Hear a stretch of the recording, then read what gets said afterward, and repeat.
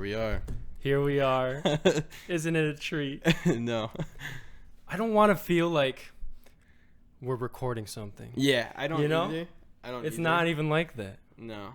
We're just sitting here, present. No, I'm kidding. I don't like that. Yeah, No, we're not doing that right now. Okay, why are we doing this podcast? Why? Why are we doing this? I don't know. I don't know either. No, I know. I think it's because one of the biggest things is I want to feel like we have like a little time capsule. Yeah. Of the way I think, the way you think, the way some of the things that are going on in the world. Uh-huh. Which, I mean, who cares? Who gives a fuck about the world, really? Yeah. It's all about us, right? The centerpiece. But no, I think most importantly, I think that's what it's about. I just want to look back like 5 years from now and just cringe. Yeah. I just want to cringe out of my body and my soul. Yeah, I think for me, I just want to do something. Anything? Yeah, and this was kind of it. Just anything. I just You were want to like, do you were like, anything. Yo, buy a mic. We're gonna do a podcast, and I said okay. Yeah, that's pretty much. I was like, okay. That's literally how it worked. That's how it went down. You're a simple man. I am a simple Me, man. I'm like, conceptual. I'm like, well, I need some deep reason to do this. Dude, there doesn't have to be a deep reason, I don't think. No. At least. No, I really don't think so. I used to think there had to be a deep reason for a To lot like of do things. something, but There doesn't. it's just for fun. It's for fun. I think the idea of like saving is like a time capsule kind of thing, right? To That's like cool. capture all like the moments, like. Yeah.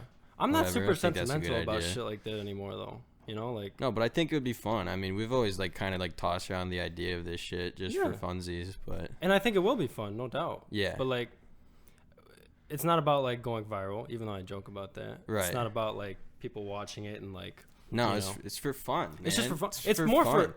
It's a selfish thing. Yeah. More than anything. We're selfish motherfuckers. And I'm okay with that. Yeah. I'm okay with that. Let's just start it off with that. I'm okay with that. That's okay.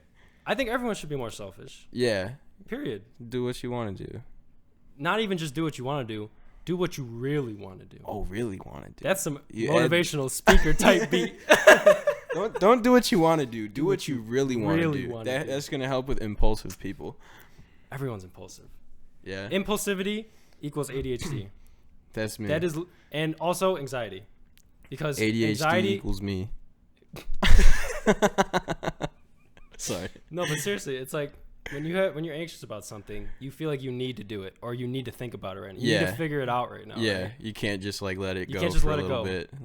Let it simmer. I mean, this is also the way our mind works. It's part of our survival instincts, right? Like when we get anxious about something, or when we have, think about it like this: when we have like a gut feeling that something's wrong, or like we're in a situation where something doesn't feel right, like it's just like that, ooh, like that thing in your like stomach. that feeling. That is almost a survival instinct. I mean, imagine like in like prehistoric days, or not even that long ago, like thousands of years ago, let's say. Right. When people were hunting for food, right? Like they were hunting for something, and like they sensed another animal, right? Or like a bull. Something's here. Like a tiger. Like, oh, fuck. Oh, fuck, a tiger. Oh, fuck, a tiger's about to eat my ass, bro. Dude. No, yeah. But seriously. That feeling that you get is like, yeah. You know, right? And like, it's so funny. Like when people are like, oh, I feel like I have like a deeper into it. And everyone has that. Yeah. Literally everyone. It's like a built-in mechanism that we have. It is. It's an evolutionary thing. Yeah. If we didn't have that, we'd be dead. We wouldn't exist. Yeah. That's why humans exist. So looking at it that way makes anxiety a little bit easier to accept and be like, you know what? Like this is part of me, right? Yeah. But at the same time, our anxiety has developed to such a point that it has made our mental health a huge issue. Yes. Right? Like we literally can't. Because we just sit in it. Right. We just sit. We just bask in the anxiety. No, I don't think it's the problem that we're sitting in it. It's the problem that we're running from it because we think it's We're wrong. running from it while sitting in it. How the fuck do you do that? Well, I mean, it sits with you. It sits with you. It sits like within it you. Doesn't go away. You're trying to run from it, but it's within you. So you can't run away from what's right inside yourself. Right. Because Like that just doesn't. That just doesn't how work the like fuck that. do you do How that? do you do that? You don't do that. Well, you want to know how people try to do that is, copious amounts of drugs, copious alcohol. Hell yeah. Alcohol is a drug. Right? I mean, yeah, if you like classify it like that, it can, it fits in the category. It's mind altering to an extent. Yeah. Oh, to a large extent. Yeah. I mean, Well, yeah, depending on how much you drink, absolutely, yeah. I think if we're talking about drugs, like, you have textbook definitions of shit, sure, but like, what does that really mean? Like, is that how we should conceptualize things in our own lives? Not necessarily, right? What, Because drugs. yeah, like let's say for drugs, for example, like I think almost anything can be a drug or anything can be Okay, addictive, yeah, I get what right? you're saying. In that sense. Category, sure, yeah. Right. So when we're talking about like something like alcohol or even something like eating junk food. Yeah, Right? because you run away from anxiety by feeling better Or- by eating shit. Yes, anxiety, Yeah. fear, depression, your problems in life. You can Yeah. you can run You're trying to marathons. replace it with things that make you feel Yeah. good. Absolutely. And So yeah, I guess to an extent, it's kind of like, you know, Right. if you look at drugs as addictive things and things that like take you away and fill a void. exactly. Yeah, yeah, Then I see what you're saying. So because we demonize drugs, right, in our society, right? Like drugs are bad, right? Unless like, it's for pharmaceuticals. right. Because Then those are good. Because then those help you. Right, because we need those, right? Right, yeah, we need those. We definitely need those. You're or in else we would pain, go here's crazy. some hydrocodone. Oh, of course. Like And just if you get addicted to it and, you end up just fucking... good, there's more money for us. Yeah, that's fine. Yeah, Don't- that's cool. Don't worry Okay. about it. It's All cool. right. It's a, Yeah. it's a chill thing. Yeah. Name of the podcast. Ah, bam. Name drop. Name drop. It's a chill thing. It's a chill... That's the name of the podcast. Should we go into it? No, not yet. We'll save We'll it. wait for a We'll better save moment. it for a spicy... Yeah, a A spicy spicy perfect entree. moment. Or if someone asks. Yeah. We'll see. Okay. Regardless, back to the main topic, Yes. which is addiction. I'm addicted to shit. Are you? Are you addicted to shit? I'm addicted to shit. I'm hella addicted to shit. I've gotten a lot better with it. I'm working on it. Yeah. Constantly. I'm addicted to my phone. That's probably one of the big ones. I think everyone is at this time Dude, of yeah. time, like fucking, Absolutely. you know, Are you kidding me? it's hard to not look at your phone, and if you're not, it's like you're feeling disconnected. Even though when you're looking at your phone, you're kind of You are. disconnected It's from the most present ironic- moment. Right. Yes, it's the most ironic Everything's ass backwards. thing. It is. Because your phone is the easiest, most direct way to distract yourself from the world. Yeah. It is so easy to just pick up your phone. Boom, you got the Face ID. Boom, you're on Twitter. Boom, done. It's like 30 seconds I tops. still got the thumb scan. It's still fast enough. It's fast enough to be like, you know what? This takes so little effort. I could just do Right. it. No, yeah. You know what I mean? Yeah. So like, it doesn't matter. So when you know that you have something in your pocket right in front of you that you could just be like, oh, I'm feeling a little fucky right now. I'm just gonna go on my phone, Bam. right? And for a lot of people, including myself, it's automatic at this point. It's Yeah. like, oh, I'm feeling a little bored, whatever. Go on my phone. Right. Oh, I'm feeling. It's a not little, even like it's a conscious decision, kind of. It's just like It's it's like a reaction, basically. Like you feel something, and it's like, okay, Yeah. reach for phone. It's like Exactly. what your mind tells you. And I think on a deeper level, you're right. It's subconscious. It's unconscious. Yeah. It's not something that you're choosing to do. Right. Who is making that Because decision? we're aware that we're addicted to our phones, right? Like we're I'm aware, we're sitting right. here talking about it and acknowledging Right. it. And a it's lot of something- people are aware. They can say, "Oh yeah, right, I'm addicted," yeah, but are they can say- actually but it's like, aware? Yeah, like because like, can you catch it in the moment then, where Or you're like, after oh, it happened, I'm right. feeling a bit funny, I'm feeling a bit anxious, I'm gonna whip out my phone. Exactly. But it's not a conscious thing; it's unconscious because it's just like Exactly. you just reach in your pocket, Right. body response, take out your phone, and it's like And you're fucked. ding, bada boom, and then you're scrolling through fucking TikTok, Instagram, whatever Exactly. the fuck it is. And then so. next thing you know, it's been like 2 or 3 hours, and you're Yeah. like, "My day is gone," and I'm Yeah. severely depressed. right, You know, like PEMDAS. PEMDAS stands for "Please end my damn ass shit ass life." Yes, thank Shout out you, to Nakey Nakey Jakey. Jakey. Yes, The greatest man alive. yes. Okay. Anyways, but no, seriously, it's become a real thing where I'm like, it's like blipping in and out of existence is the way Yeah. I put it. It's like you are aware in one moment, whether you're, sitting there doing nothing, whether you're doing an activity, like you could be involved with that, right? Hopefully you are in a place where you're like, you're conscious of what you are doing and how that feels in your experience. But for a lot of people, and myself included, I'm still working on this. It's like one moment you feel like you're actually alive, you feel like you're there, and the next moment you're not, and you're not even aware of the fact that you're not. You're aware of it after it happens, right? So it's like Yeah, you're after like, the 2 hours on TikTok, Yeah. you're like, oh, where the fuck have I been? you're like coming in and out of existence. Yeah. And then that's where people start to develop this feeling of like, what the fuck is life? Mm-hmm. You know, It's like, what is going on? Yeah, it's like, what am I doing? Like, I just spent 2 hours sitting here doing literally nothing. It's like, what the fuck am I doing here, and that's existing? Fucking, it's scary. Yeah. It's like, it's an existential crisis once you realize that. It's yeah, like, to a certain extent, definitely. I think that happened for me I was questioning it, like, during high school, getting out of high school, and I was like, this can't be it. I'm like, this can't be how life is. Like, this is ass. I'm like, this is some fuckery. Fuck this. Fuck this bullshit, man. Like, seriously, because, like, there's no way in hell, like, if you're religious, if you're not, it doesn't matter. If you truly believe this life to be at this standard of, like, just, like, this low vibration numbness of, like, I sat on TikTok for 5 hours today and I feel great. This is there's no fucking way that's it. Oh, I found so many good TikTok videos today. God, there's no so happy. And that's like, okay, I'm not here to like be like holier than thou. Like, no. I'm not above this stuff. No one is. No one is. It's this stuff is meant to be addictive. Right. Well, yeah. I mean, that's how the products get so popular. Right. It's meant to keep you going back to it, and like exactly pulling you back in. So it's not something that I'm like trying. It's not our fault. It's not like we're right. Yeah. It is. So it's interesting though, because like it's not our initial fault, right? Like we weren't coming in with the intention of like, oh, I want to get this phone so that I can get addicted to it, so that I can, feel like, no, we just got a phone because we wanted to talk to people. Bro, it's when did the you new get your first phone? It's the new iPhone. I think 6th grade. It was a little fucking like slide phone with the keyboard and shit. Yeah. I had a Virgin Mobile. It was like red and white. Mobile. That phone Sick. looked gnarly. Dank. It was sick. Baller. I think I had an LG Rumor. Ooh. Yeah, it's like one of those slide ones with the keyboards. Yeah. I almost kind of wish we could go back to those times. Those were tight. Yeah, dude. And then they were simple. You didn't see like some bullshit from TikTok on there. Yeah, you weren't getting notifications 24/7 like, hey, you have a new friend suggestion on Facebook. You didn't go on fucking Twitter and see the most degenerate, like, goofy ass tweets that people tweet. Like, you don't have to fill your mind with all this shit. It was just simple. Call, text. You take a few videos that were like 240 pixels, and that was it. You couldn't even see phone memory's full. Face. Yeah, you were just fucked. So you're like, it was simple, simpler times. Yes. Whose idea was it to make them more complicated? I want to talk to them. I don't know. The people who advance technology. Bill Gates. Yo. Bill Gates. 5G. The vaccine's a microchip. Oh God. It's all planned. It's all Bill Gates.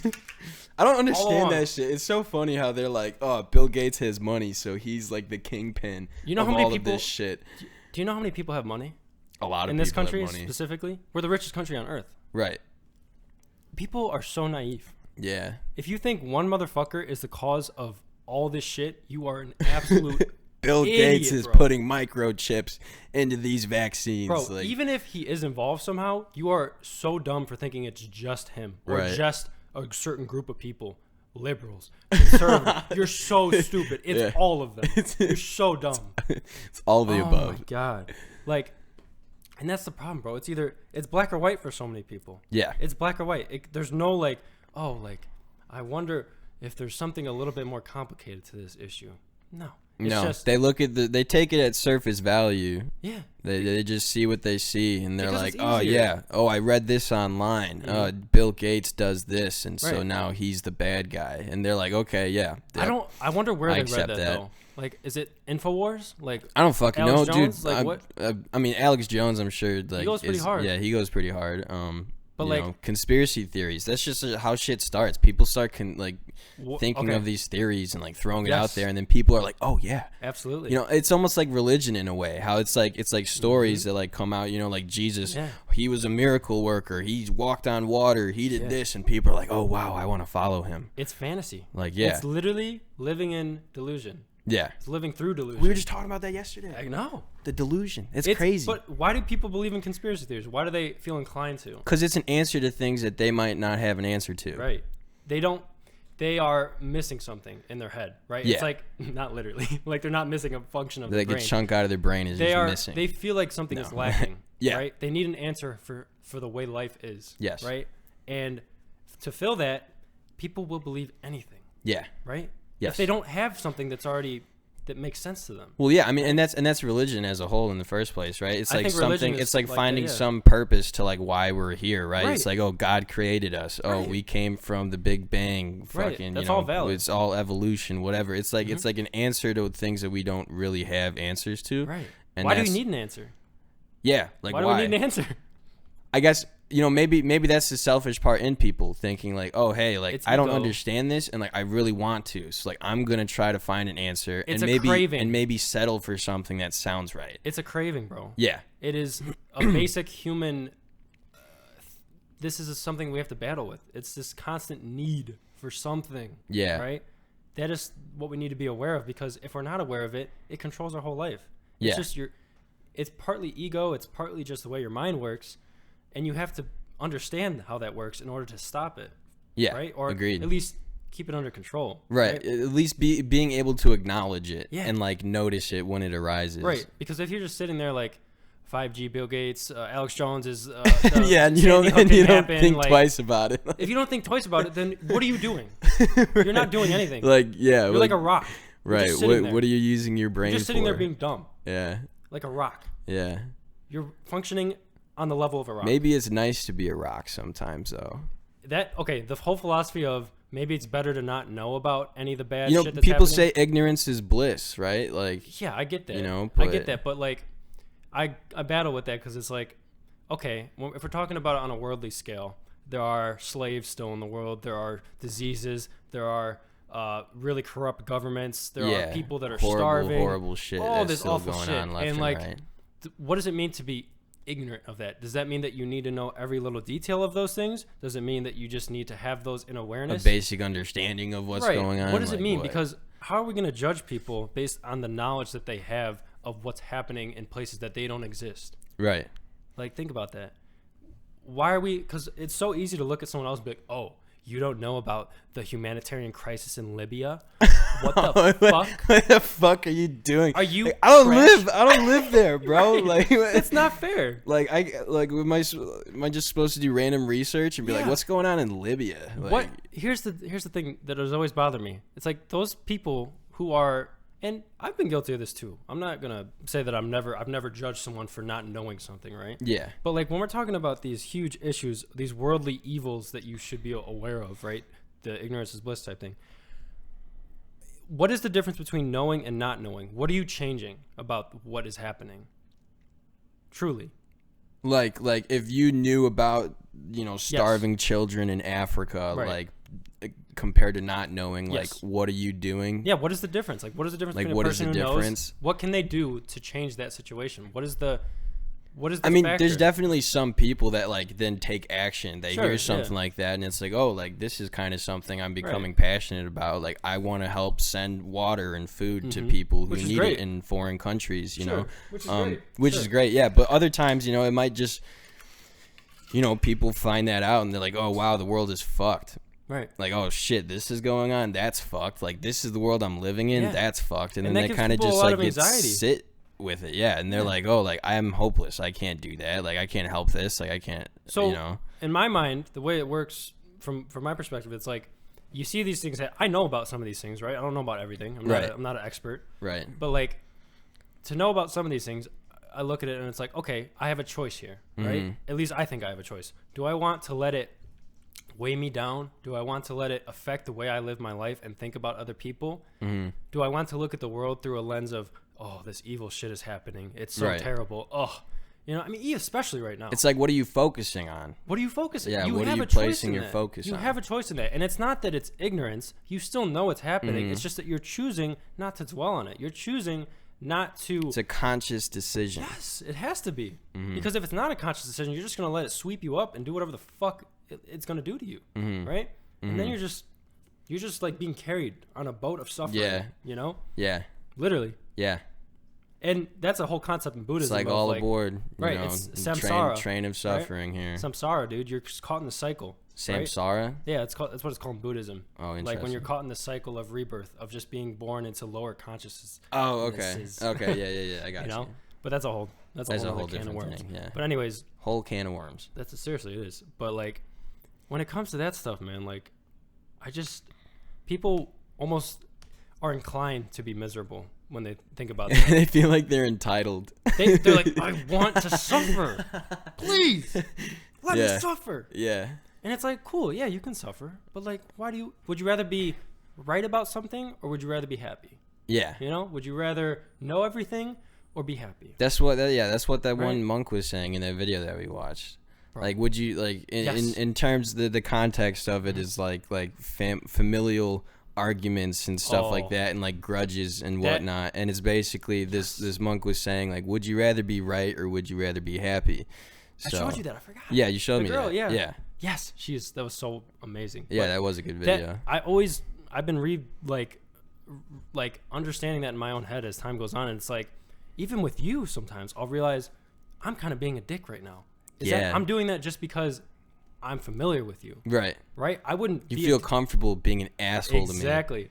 And I'll admit it, right? And I'll hold it against you forever now. But I'm sure you do the same thing towards other people too. Yeah. Family especially. Absolutely. Family's that's what she was saying in the video. Family and people that you're more familiar with, it's easier to be assholes and easier to be mean. It's easier to hold grudges. Unconsciously. Correct. Unconsciously.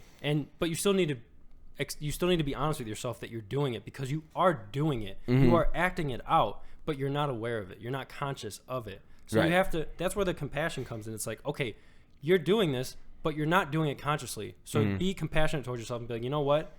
I'm sorry that I couldn't be that way. You know, I'm sorry. I'm, you know, you're basically saying, you know what? It's okay that you weren't that way, but let's be better in the future. Yeah. Right? Yeah. So then it's like acknowledging the shittiness, but saying, hey, let's make an effort next time to not be so shitty. Exactly. So that's why you need to be aware of it, first of all. But then you need to do the other process of, you know, kind of letting it go through your system and being like, how does it make you feel? What do you think about that? Why did you do that? Sometimes there's not that deep of a reason, though.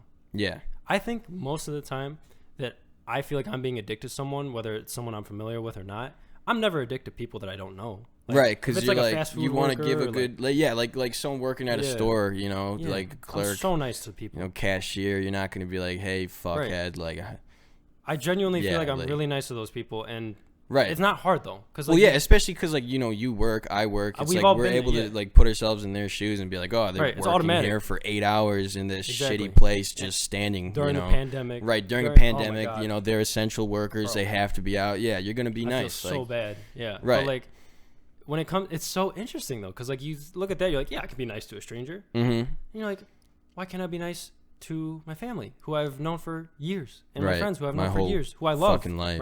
Right. What is that? What it is, I think, is it is our unconscious, you know, we're not aware of the fact that we have all this built up negative shit within us, right? Our own personal qualms with other people, with ourselves, with the way that we view people, the way that we interact with life. We're not happy about something at work. We're not happy about the way our relationship is. We're not happy about this, that. And we bring that with us throughout the whole day, and we interact with someone that we're comfortable with, and we just yeah, we like barf it out. Just barf it out. And it's like, we don't even, because it's like, it's literally about to just shoot out. Yeah. Right? Like, you're just, because it's all sitting there. We're like holding the lid. Without even realizing it. And then it just fucking at some point pops open. And it pops open, especially with people you're comfortable with, because you're more comfortable. Them, like, right? You feel more comfortable releasing that around them than with some random fucking person. A lot of the time, too, it's, you have some problems with them that you have to so resolve. You kind of like, you know, like release it in that way. Yeah, it's you project. Projection. Thank you. I was trying to think of how to word that. Yeah, it's projection, unfortunately, and like it usually ends up. So like if you have a little problem with someone, and you have a big problem with a lot of other things that have nothing to do with them, you'll just end up unleashing the whole fucking tsunami on them. And it's like, they're like, what the fuck, right? You know, and then you have an argument and you don't even know what you're arguing about anymore. Yeah, you just get lost and like, where are we? Yeah. And again, it's like blipping in and out of existence. It's like, oh, we just screamed at each other and called each other names, and I didn't even want to do that. Yeah, it's like that wasn't the goal of what we just. It never is. Yeah. What is the human nature in that scenario? What is the intention, right? Because we always, you know, people always, you know, jibber jabber about like, oh, I'm a good person. I want to be good to people. I'm compassionate. I'm empathetic. Are you really though? When it really matters to the people that you interact with most on a day-to-day basis, are you really though? Yeah. On a very, very small level, surface level, the things that you're doing that you may not even be aware of, are you being that? Mm-hmm. Are your intentions really that pure? Because I don't think a lot of people's are, including my own. I'm still working on my own. Yeah, too. absolutely. You know, and it's a constant. You have to constantly put an effort to be aware in every moment, or else you're fucked. Right. You know, because then you're just walking around, you know, willy nilly, unconscious, you're just doing whatever, floating around, snapping at whoever. Those are the fucking Karens that, you know, like snap at the people at the stores. It is. It's really like, oh, you don't have the bath soap I want. Let me take all of this anger and negative energy I have and just barf it on. It's like Godzilla. You. Yeah. It's like Mecha Karen. Like, you know, like my bath soap, raw. Like, how can you get mad about something that's insignificant? Right. Because it's not about the thing. Right. It never was. It's about that person and their personal suffering. And you're just letting it out on everyone else. Right. Because what else do you do with it?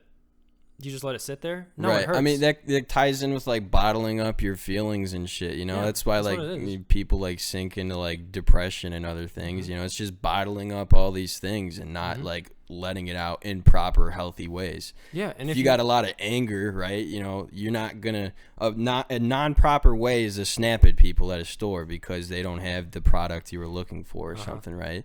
Well, another way you could handle it is like, you know, go work out, go for a run, do something that's like useful at least to like let the energy go. You know, there are definitely some ways when it comes to like, you know, you could exercise, you could do this, and those can be very good like temporary little fixes in the moment. I agree. Yeah, it's not like long term. You can't just be like, oh, I'm mad, let me go work out for the rest of your life. Exactly. Like, if you really want to change something on a permanent level, on a long term scale, you have to work within that moment. Right? When those things are coming up, when you're at Jewel Osco trying to find some fucking soap and they're like, oh, sorry, ma'am, we don't have soap, and you feel that fucking elephant, that fucking giant ball. That's the only soap I use. You're like, my husband hasn't slept with me in fucking 6 years. I'm gonna fucking beat the shit out of this guy. Haven't been touched in a millennium.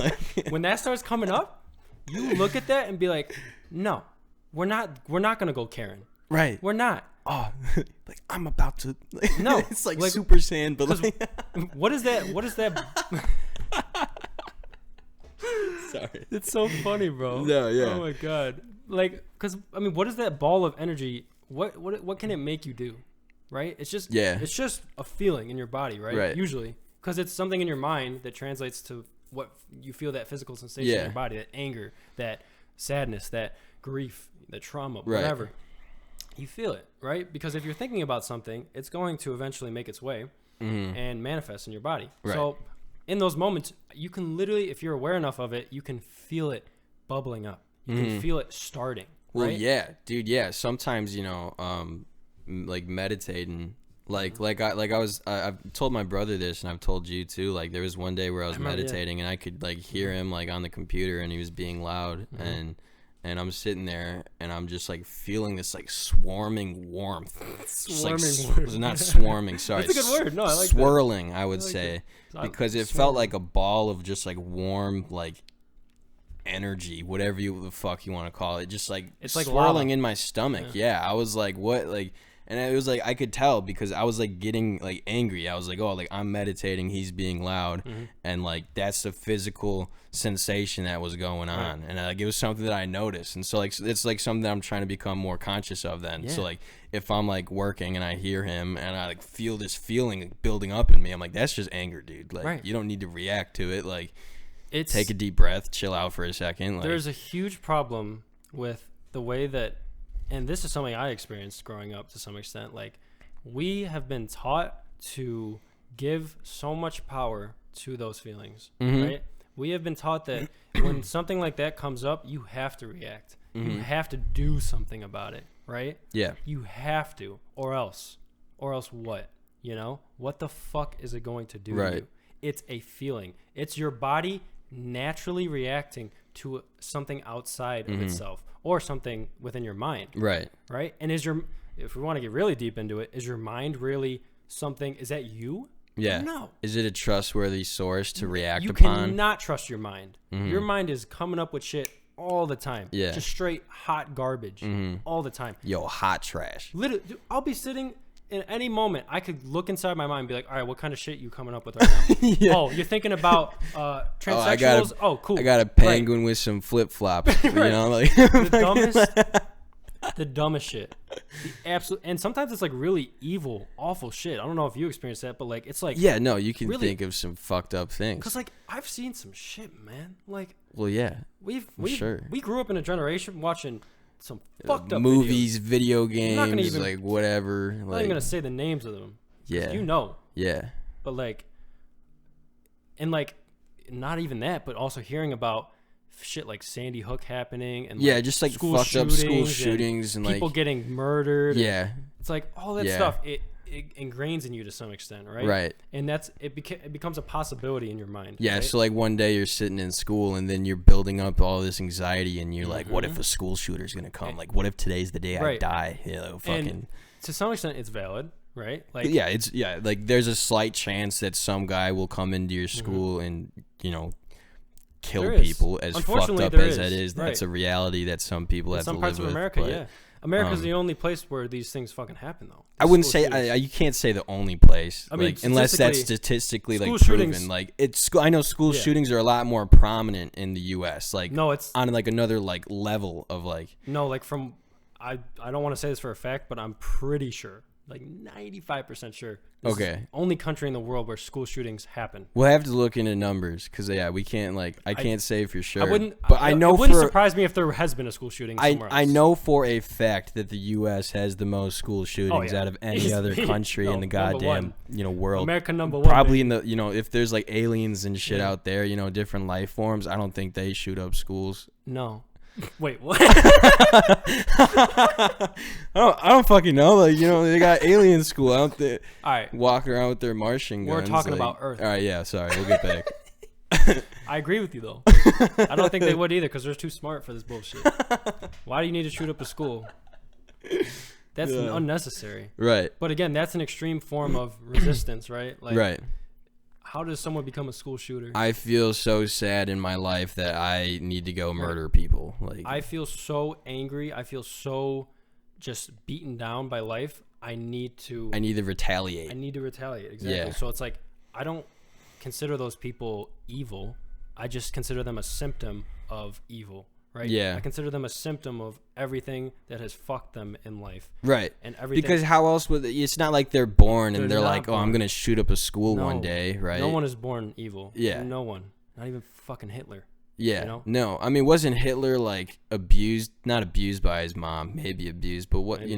He didn't get accepted into art school and shit, let's kill all the Jews because of that. I don't fucking know. Was it something like that? That sounds... I think that was something. I think he was an aspiring artist who got turned down from an art school that he was Hitler. trying to show his work to or something. Yeah, no, I think I've heard something similar to that. I think I've also heard something about he did not have a good relationship with his mom as well.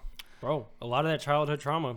I mean, that's where all of it comes from. A big chunk of it. Your understanding of life is really developed in the early stages of your life. And then obviously as you grow older you can adapt it and whatever. But well, no, I heard I was talking to someone who said the experience shapes it and the genetics or the initial right I think genetics and it's a combination of nature and nurture as they talk about. It's a huge combination of both. It can't be one or the other, right? Right. It's not versus. It's both. No, it's both. It's a combination because naturally I think you were saying people are born pure, so to say, not corrupted by all this shit, right? Whatever. Right. No one's born thinking I'm gonna go murder people, but that's the nurture that comes to that. It's how were they treated? What kind of environment were they in growing up? How were their parents? Blah blah blah blah blah. There's so many things that add into it. It's what kind of friends did they have? What were their friends' upbringings? Right. Because when you're a kid, you're so influenced by your friends all and your environment and other things like that. It's so if you say your upbringing was totally fine, right? Your parents weren't beating you, whatever. No. You didn't hate the world. You thought life was pretty cool, but you meet a cool dude. and when you're young, you're like, oh, this guy's like a good friend, you know, whatever, blah blah blah. But say his parents beat him, his parents were pretty horrible, or he had a rough upbringing in any other way you could think of, and he has these views that can then influence the other person's views. Right. It's like, and it creates a link. It's like one person influences someone in that way, and then they go on to do this and this and this and that. Right. I mean that's like, it's to go back to like a Hitler thing too, I guess, in a way. It's like, you know, like Hitler at some point makes a decision to like rule Germany, right, and be like, okay, I'm gonna get all these followers. Like, how did those people end up following Hitler? Same shit. They hear the shit, right? Yeah, right. They're on the same level, right? They hear the shit that he's saying, and they're like, oh yeah, I can get down with that. Like, why do we isolate one specific person from history or one group of people from history and say, oh, they are the most evil, awful people? They are just the most noticeable, right? They are just the most prominent people out of a larger group of people who have been completely just shit on by life. Yeah. Right? People cannot do something like Hitler did without other people being the same way. Right? So even now, like shit that's happening now, like it's the same fucking concept. It's just on a smaller scale, or it looks like it's on a smaller scale, but it's really not. Right. You know? Yes. How does someone like Trump become president? Right. Same fucking way. Trump is not Hitler, by the way. Right, yeah. We're not making direct comparisons here. No. Right? It's just for the sake of conversation. Trump hasn't, Right. That's just ridiculous. Not a great guy, but not Hitler. No one is Hitler besides Hitler. Let's just put that out there. Hitler is Hitler. Hitler is uniquely awful. Yes. But with that said, Hitler is still, in the same sense, he is a symptom of everything. His upbringing, the way that, you know, his parents treated him, the way that, you know, the way he was shaped. Sat with his feelings, the way he was taught. His feelings, the way he was taught to deal with. This was taught, and the racism against Jewish people, that was taught too, right? It had to have been, right? Yeah. Where the fuck else does that come from? Right. What is the idea of Jewish people are less than? Where's that come right? from? Like, dude, like if you take like a white baby and a black baby, put them in the same room, they grow up their whole lives not knowing what racism is. I don't think they're gonna like. You know, no, they probably get along. They probably Google Gaga, punch you in the face, and we, you know, eat applesauce. You know, it's like, right? Like it doesn't work like that. It's parents, it's people, it's your environment, the you know things that influence that stuff. It's like exactly, dude. Oh, bro, hang on, wait. Dude, remember that fucking kid at the one protest that we went to for Black Lives Matters, and the kid was like, dude, you know, the best way to end racism. He was on some like power thought shit. He's like, the best way to end racism is to make nannies a bunch of different like ethnicities. Like, genius, he's like, bro. We gotta get. You know, like a black nanny for a white baby. We need to get a Mexican nanny for a white baby. Like, we gotta like spread out the ethnicities, and that will help. You know, bro. It's just a fucking funny thought. No, that is some dumb shit. I mean, sure, that's exposure to an extent, but like that's not gonna solve racism. You can't just expose people to people and be like, okay, learn the thing. Yeah. You know, no. Like, what if one of those nannies is racist? Right. Right. I've met white people, black people, Asian people. Everyone's racist. Everyone's racist. There's people that hate white people. Understandably, like, you know. Bro, like, I hate white people. No, but like, really though, it's very subtle, right? Yeah. Like, I don't think people realize how subtle racism is sometimes. Like, it's within a lot of like foundational, structural parts of our society, and also like politically. Don't even get me started. But like, I think behaviorally, I've noticed like sometimes when like certain family members are just like subtly racist things. We're friends. And when we were growing up, I was fucking racist, bro. Yeah, straight but like up. it's not like we even like notice that or like realize that. We weren't aware of it. You know, you grow up as a kid listening to, you know, whatever music and hearing whatever you say. You know, we're a bunch of white boys, like, you know, at some point in high school, like dropping the N-word and saying all these things. Like it's like some natural thing, but like we didn't even realize that that's like all racist. Like and so that also ties into the whole thing of like, why do we demonize people based on like a lot of past stuff? Because to be honest, if I were to like fucking run for, you know, a political office at some point, motherfuckers pulled up a video of me saying some really dumb shit when I was like 13 or 14, GG, like I'm done. GG, I'm done. Like, like there's like, no way. That's absurd to hold people to that standard, because people can grow. People can learn. The world changes so fast. Volatile. It's so volatile. It's always changing. Everything is always changing. From when we were, from like, let's say, from when we were like, maybe like. Pull out the memory bank. When we were like 8 to like 18. Imagine, the world felt so different for me versus how it has felt from like 19 to 23, you know? Yeah. Like vast, and like that's like just a random scale. Like that's not literally like the exact. It's just it always has changed, right? Yeah. Whenever I felt like something, life is so, it's like everything feels like so much, especially in high school. Everyone gets it's like, my heart was just broken. Like life sucks. This is horrible. And this is how it's got to be. Like whatever. But that passed. Yeah. Like everything else. It just changes. It changes. It just changes, and it continues to go on. Unless you resist it. Mm-hmm. And unless you resist the change, then you can just sit. Acceptance. Yeah. You can sit in that grief, and in those moments of like, like this sucks. Like life is, if you want your life standard to be like this, you can let it be there for your whole life. Yeah. I mean, it depends on how you're looking at it in that sense. It depends how deep you are. On how volatile it actually is for you individually. Yeah, because especially if you're extremely depressed, extremely anxious, you're literally living in like a hole with no windows, right? Mm-hmm. You're living in a giant hole that you can't climb out of, and there's no windows to see like, this is, that's how it feels at least, right? For a lot of people, I believe. And like I've experienced little moments of that, right? Mm-hmm. Like I was never formally diagnosed as, having depression, but like I experienced moments like that when I was growing up. For sure. Most definitely. Everyone has.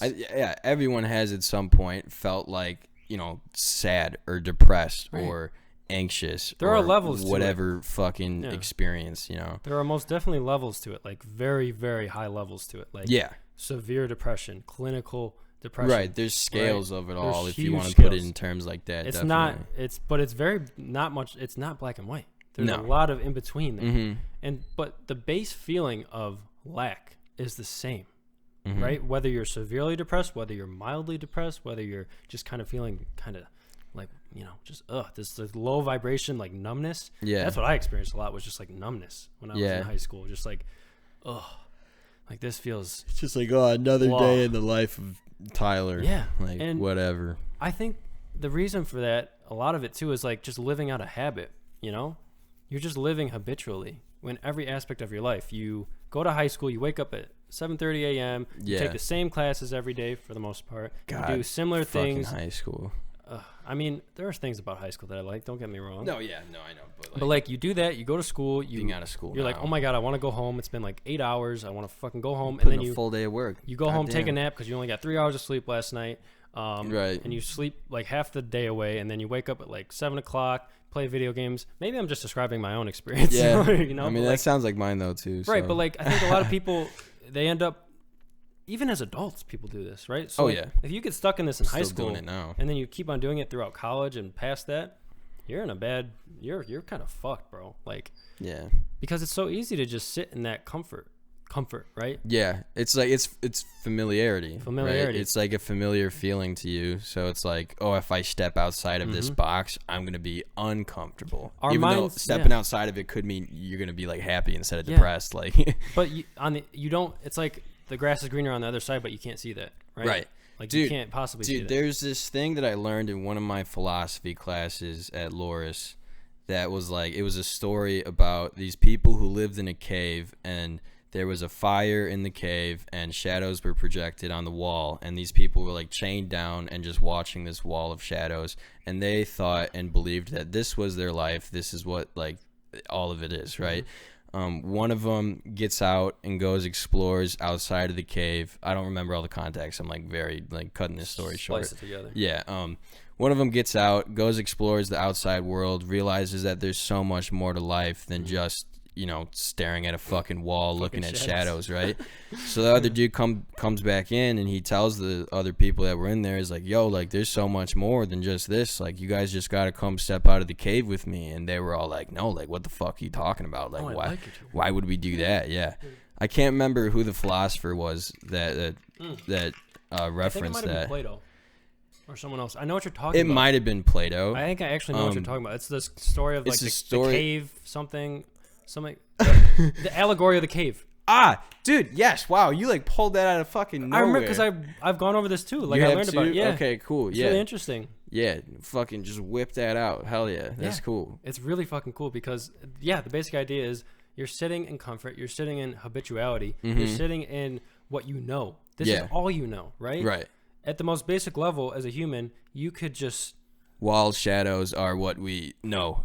all you know is all you know. You Right. are what you are. You do what you do because that's all that's in front of you. You don't have if you don't have a reference point for anything else outside of that bubble, how can you live any way else? Yeah, how can you know that there's any other way of living? Exactly. Right. And I think for a large part of people, human existence, like that's how depression is. That's how getting stuck in these ruts, right? Those midlife crises, those whatever, like in your 20s especially, bro. Oh yeah, because it's like, okay, I'm done with school now and I have to like start a career, I guess, right, or because something. The thing is, people teach you life is so linear, right? Yeah, life it's like a progression. It's like a progression guide for like Terraria, right? It's like a video game, bro. Yeah, literally, it's ridiculous. It's like, okay, you beat the boss of going to high school. Now go to college. All right, you beat the boss of that. Now you're gonna start a career, and then you're gonna work for a long time, and then you're gonna retire. But after you get that career and you work for a little bit, the game's over. Yeah. What do you do? Oh no, yeah, but that's the end. Yeah. That's the end. No. Maybe you have kids.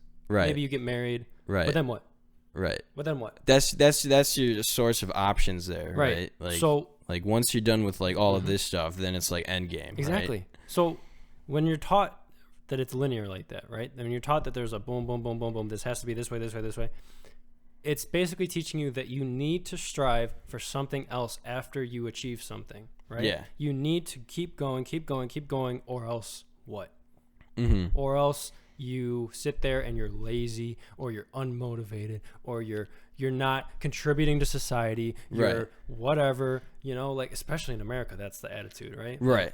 Well, I mean, okay, so hang on. So like to a certain extent though, like I can't remember the exact phrase, but like complacency breeds contempt. Yeah, fill in the blank with whatever. But like, like I'm trying to think of like you should be striving for things in your life that you desire, but like not necessarily what the people tell you should be. Right? No, definitely like, not. Well, like I think to a certain extent you don't want to like be like, okay, I graduated college and now I'm gonna really go just like do my own thing and sit in my room and play video games all day because like I did it and this is what I'm choosing, because that's like complacency, right? That's like, I mean, being comfortable with that, which like I guess like if you're happy with that and you have like in your life there's nothing wrong with that, sure, then like think about it like this too though. What about streamers, right? What about people who stream for a living? Right, but that's something that they're striving for, right? Like that's what are they striving for?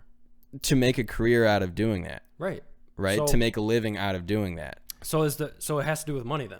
Is that? I mean maybe to a certain extent, because it's like if you think about it, like in the way that we live, it's like hard to live without money. No, it's impossible. You can't. You will like either be flat out. It's impossible, live, right? Like, and being homeless isn't really an option because that doesn't sound all that fun. No, it's miserable, especially because there's fucking cities that are like doing anti-homeless shit, like putting spikes on the ground. Yeah, and fucking. And it's freezing cold in Chicago. Hey man, you're homeless, but you can't sleep on this bench because this is public property. That's a huge problem, man. And apparently you're not part of the public. It's so dehumanizing. Bro. Yeah, it's kind of fucked up. But here's more the than kind of. Here's the way I'm looking at it now, from my perspective of everything that I've learned about life. I think that it shouldn't be about the money necessarily. No, I don't think that should be the main priority. No, maybe, and to be honest, I don't know if there is necessarily has to be a priority. I think it's more just about an intention, right? Yeah. The intention should be to do something with your life that it's not about what you're doing. It's not about what you're doing. That's how you're doing it. How you're doing it, how you're experiencing what you're doing. How you're experiencing your conscious experience in every moment. Okay. No matter what you're doing, whether it's you want to be the manager of a fucking huge company and you want to make big money, you want to whatever, be a fucking hedge fund manager, trying to be a rapper. Be a rapper, whatever the fuck you want. You can strive for any amount of things, right? But at the most basic level, whatever you're doing is not going to give you the satisfaction that you're seeking out of life, right? Yeah. Okay, I see what you're going. It's not going to fulfill you the way that you're expecting it to. And unfortunately, people are taught that as you're growing up, you should be looking towards these external things for the fulfillment, because linearity is basically looking at life as this is this external thing, then this external thing, then this external thing. And like then that. Once I become the manager of this accounting firm, or once I graduate, once I do this, my life is gonna pick up. It could be anything. You've heard it from people. If you talk to people, well, yeah, I mean, I've thought it myself too. Me too. Like, I mean, even still now, I have to remind myself. It's not about that, right? Yeah.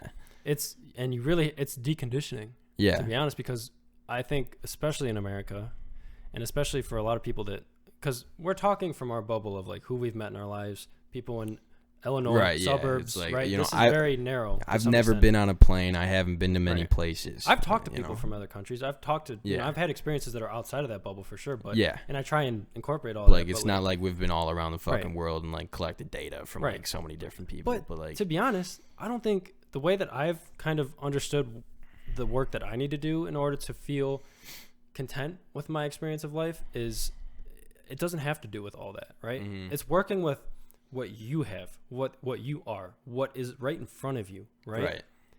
It's working from the inside out rather than the outside in, right? Yeah. Thinking that something is going to give you something and it's going to do something for you inside yourself. Yeah. Doesn't work. No. That's not the formula. From the inside out. Inside out, right? Because when you do something in life and you feel accomplished, you feel good about it, you're like, wow, I'm so proud of myself, I just did this. Where's that feeling coming from? Mm-hmm. It's not coming from that thing. That thing is not giving you anything. Right? You are pulling that meaning from within yourself, that feeling of accomplishment, that feeling of contentness in that moment, and you are giving it to that thing, right? It is that. Oh, that's interesting. So like, say like I'm going to go fucking paint a flower and I'm not good at painting, but I sit there and I work on it because it's something that I'm trying to do. And I set my mind to like, I'm going to paint the flower and I'm going to try to make it good. And I'm just going to go from there. Yeah. And I look at the final creation. It's like, wow, like I put effort into this. Like I, from the inside out, thought I'm going to do this and I'm going to, I'm going to feel good about this. And then you look at it and you're like, damn, like it's a nice flower. Yeah. Like I feel good about that. That like, came from inside you. Here, flower, here's some of my love that I have just with my hands and drawn. Like, and that's, the thing is, like, we've fooled ourselves, and we fooled ourselves without having any other option to do that because that's just what we were taught. But we fooled ourselves to think that when we do something, when we strive for something, we're trying to get something from that, right? We're not trying to give something, right? We're not giving anything of ourselves. We're just trying to get. Right. It's a craving. It's a pulling. Yeah. Right? So like going back to my example, I'm trying to like relate it in my own terms so I can understand exactly what you're saying too. Like, if I were to just like draw a flower willy-nilly right now, looking for that to make me feel better, like, oh, like I'm kind of sad right now, I'm just going to draw. I could paint, whatever, and I just kind of willy-nilly, draw it up and I'm like, oh, whatever, I can't draw a flower. But if I took the time, looked into it, it's like, oh, how do I draw a flower? Like, how do I do this? And I like take the time, put the energy into something like that. Yeah. And then I come out with a better creation that I'm like, oh shit, like, look what I just did. Like, that's not the flower giving me that satisfaction, right? That's me knowing that I created that, and that's what's giving me the satisfaction. Yeah. Well, it's art, right? Like I think this is one of the most interesting things that I've come across as an idea of life is like your life, everything that you experience, everything that you think, everything that you do is an expression of yourself. It is art.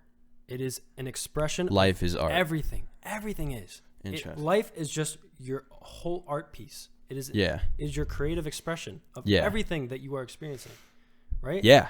I mean, I guess like personality, you're wow, yeah, interesting. Yeah. When you think about it, it's like the way that you interact on a day-to-day basis is like, your art, the way that you talk, the way your sense of humor, your specific quirks and whatnot is all unique art. It's not unique in the sense that like no one else is like has a sense of humor or no one else like laughs the way you do. It's unique in the sense that it's your own. You're choosing to do it. You're conscious of it. But if you're not conscious of it, who's creating the art? Who's doing that? Right. Who the fuck? Nothing's even being created. Right? Maybe. Yeah. You could look at it like that too. You got the canvas sitting there and it's you just got to pick it up and pick up the or your brush. pain is just like, bleh, yeah, like, you're fucking making like, abstract this is art, barf covered. You know? Yeah, you're not. But that's why people feel so lost and like numb, because they're not choosing to do anything. It's just everything's happening to them. Complacency. Yeah. Well, it's easy to be complacent though when you don't know any better. You don't know that you have a choice, right? You don't have that feeling of power, right? You can't change what happens, but you can change your relationship to these things that are happening, right? And by that, you're choosing to, be something different, right? Mm-hmm. You're choosing to think differently. You're choosing to act differently, because if you think differently, you're going to act differently, right? Yeah. And if you're aware of that, then, you're good. But it's hard. It's extremely hard to do that because what? Punch it. I punched it again. You're getting really mad. Dude, I'm just so angry right now. I'm so worked up. Just so mad. But no, man. It's you can hear it in my voice. Yeah, I know. You just sound so angry all the time. People's voices are very interesting. Like on that note, let's go on a tangent. Okay, quick tangent. People's voices. No, but really though, like I've heard people's voices that sound similar. Like if I'm listening to your voice very specifically, like I could probably think of a few people that have similar sounding voices, but there are some unique subtleties to like people's voices. Mm-hmm. When you really listen to them. Right. Well, of course, yeah. Well, especially when it comes to like music too. Inflections and like different pitches. I get what you're saying. Like, yeah. That is wild to think about, right? Yeah. But holy fuck, And like, but it's a good thing we got good microphones too, because like people, when you can really hear someone's voice, you connect on a different level. I think. I think so. Yeah. Well, it's also a choice to really hear it too. Right. Like hear what they're saying and really just let it come into your ears. Right. Yeah. Have you ever tried, whether you're meditating or whether you're not?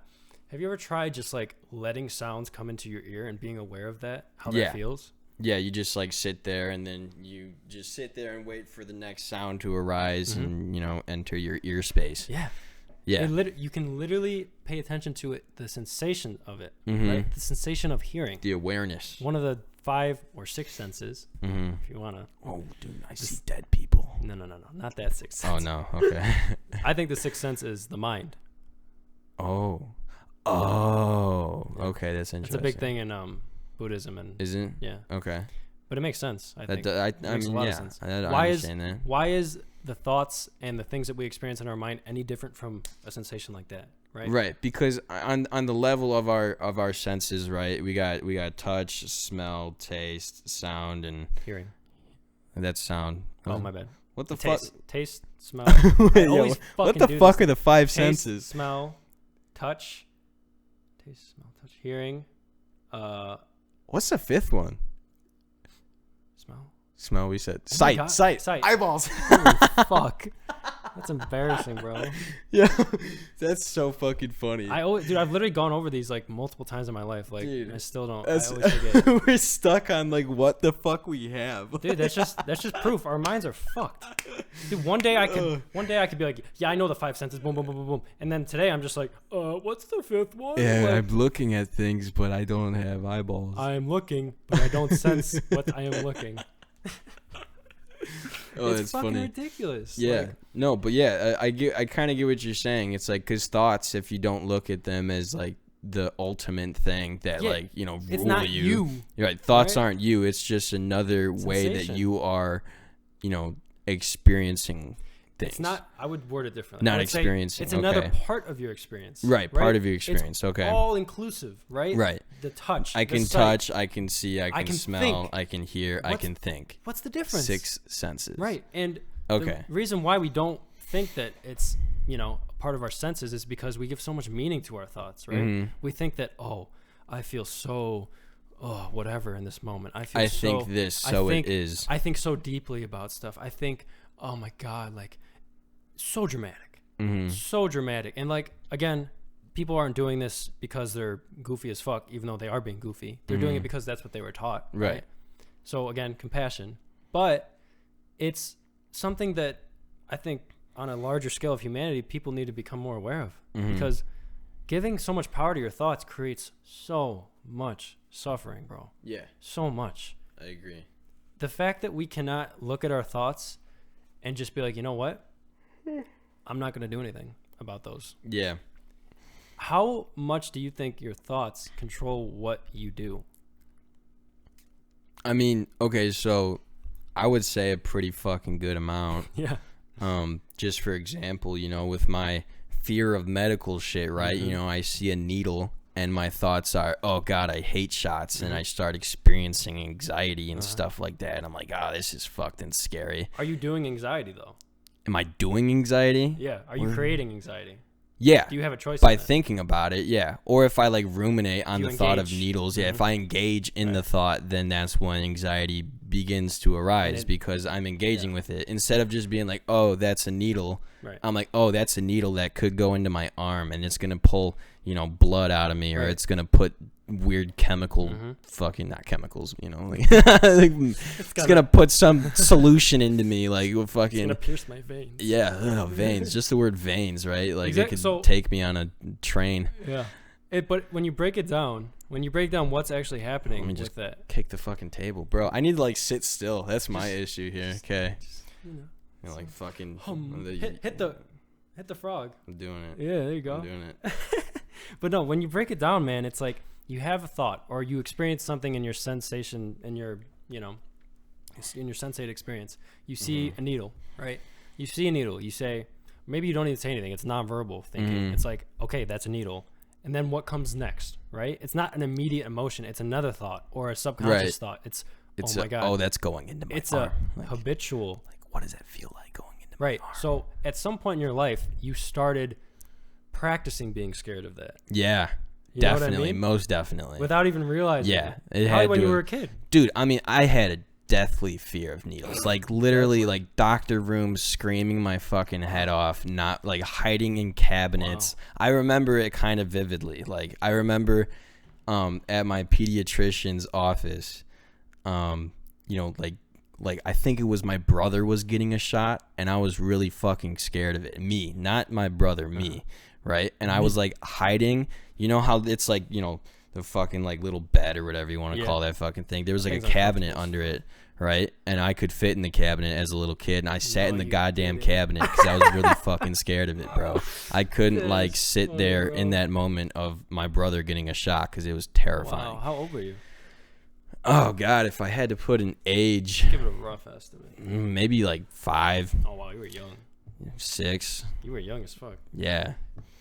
I just think it's so interesting. If you could see your whole life, each moment, and accurately, like 100% accurate, and pinpoint why, oh, this fear was created at this moment, and I continue to practice that. Yeah, you could if you really sit there and like, you know. Well, no. I don't think you actually could like look at your life because your memories are not that accurate. Yeah, unfortunately, and I don't have access to all those. Right, that's moments. what I was gonna say. Like my memory isn't always not trustworthy. But I'm saying in the sense of like, though there are there's a direct link for every single thing that you are right now. Yeah, there's always a correlation, right? Like it's not like it just randomly happened one day. It's like, oh, like needles. No, it's like no, there's a moment that happened at some point in my life that made me. And that's why it's so weird when people are like, oh, I'm this type of person, I'm that type of person. You are not any type of person. You are just a conditioned, habitual. Oh, like I'm a bubbly person. It's like, oh, like maybe because you were really talkative with your family, and like again, as a kid and shit. Like back to the nature versus nurture thing. Part of that is how the parents are. Right. Yeah. Absolutely. Say you got a talkative kid who's trying to talk to all these people, and you're a parent who's like, hey, like don't do that. Like they're very shy. They're very like distant. Like like shit like that. Introverted. You know? Yeah. Like not that that's a bad thing, right? Like not saying that like, you know, if you're bubbly, you whatever. But like, you know, like say you got like parents who are like, you know, like stay away from strangers, don't talk to people, don't do this, don't do that, and you want to be like, you know, active and talk to people and whatnot. It's like that's going to condition you to think that like I shouldn't be bubbly. Exactly. Even if you are like by nature a more like friendly, communicative, like outgoing person. Yeah, it's a constant battle, right, between the nature and the nurture, right? Because the nurture, once you get old enough, you get to control that. Right, you're nurturing yourself then at that point. You're conditioning yourself. If you're able to, right? Because if you're still letting your environment nurture you, if you're still letting you know like fucking societal norms like be the nurturer, right? Then you're gonna be kind of at a loss of things unless you're the one, you know, taking the goddamn steering wheel and being like, yeah, like all right, like if I want to be a bubbly person, god damn it, I will. Like it's really that simple. But I think for some people, they identify so closely with what they are that they can never think to themselves, I can change. Yeah. I can be different if I really want to. Right. Because every single thing that was conditioned Like in it's you, written in stone or something. yeah, what the like fuck? It's not. Neuroplasticity, bitches. Oh, neuroplasticity. It's literally that. You are strengthening those neural pathways in your brain to act the same, and they get thicker and thicker and thicker. Yeah. Right? And so it becomes, don't get me wrong, it becomes harder. It's like taking a machete in a jungle and trying to chop down all that shit. Like, and but it's not as simple as just like a cut. Right? No, yeah, it's a deconditioning. It's literally like, I don't know how it works scientifically to a T. Unravel, smooth out the brain. I think it's, Roll but it I out. do believe it's more about every time that habitual thing kicks in, you are aware of it, and you soften into what? I'm just stabilizing it. You Continue. soften into that habitual reaction to whatever's happening, right? Yeah. So let's say you're an angry person, right? You're about to get angry, right? You have a thought, oh, this person makes me so angry, right? Yeah. You Fuck feel this the guy. anger bubbling up. And then what do? If you're aware of it, you can see it bubbling up, and then you just say, okay, soften into it. You just sit with it, right? And then what? Then you have a choice. Then you can do whatever the fuck you want. Yeah. And Instead then, of just pure reacting. exactly. Yep. It's because most people are just reacting. They're not living. They're not. Wow. Boom. Bars. Bars. Let me just say this too, though. Everything that I'm saying is not special. No. Everything that I'm saying is something. That's something that I actually wanted to say. Me too, because I don't think anything I have to say is all that important. I think it's important. I just think it's not an original thought. No, yeah. Nothing okay. that I say is original.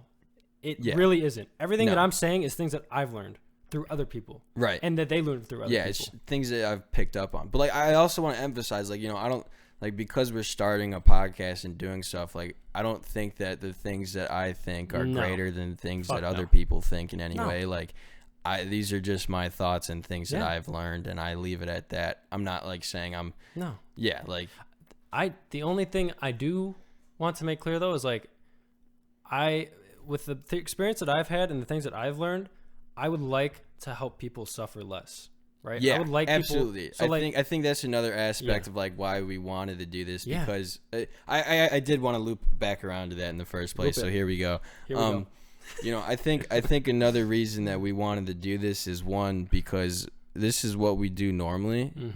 We just sit here and talk for hours on end about whatever the fuck comes up. So it's like giving us a purpose with our conversations. And two, I think we both have a desire to help each other grow as individuals, and also possibly help other people grow as individuals. And maybe there's stuff that we say that might relate or might resonate with someone who's listening. And I think that's more of like the way that we're trying to go with this, right? Absolutely. Like 100%. Dude. Yeah. 100%. Because it's not about me. It's not about you, right? But I'm not going to sit here and act like this is some humanitarian thing. Right. Like, because it's not. At the end of the day, it's a selfish thing. Oh, absolutely. It's a selfish thing. It's giving us a purpose for our fucking rants that we go on. But we're sitting here in 2021, February, coronavirus still going on. We're fucking bored. Okay? Yeah, what the fuck else are we going to do? We're fucking bored. We want something to do. We've always talked about this, right? Yeah. You just toss it around. We've always had conversations like this, and like, oh, what if we started a podcast? Right. And this is exactly what, exactly what we were talking about. Like, because we could have sat there for so long being like, oh, dude, what if we started a podcast? We could start a podcast. What if? And now here we are, just finally fucking doing it. Yeah. Because why the fuck not? I mean, I could have sat. Yeah, we could have been comfortable and just just done our thing, played video games.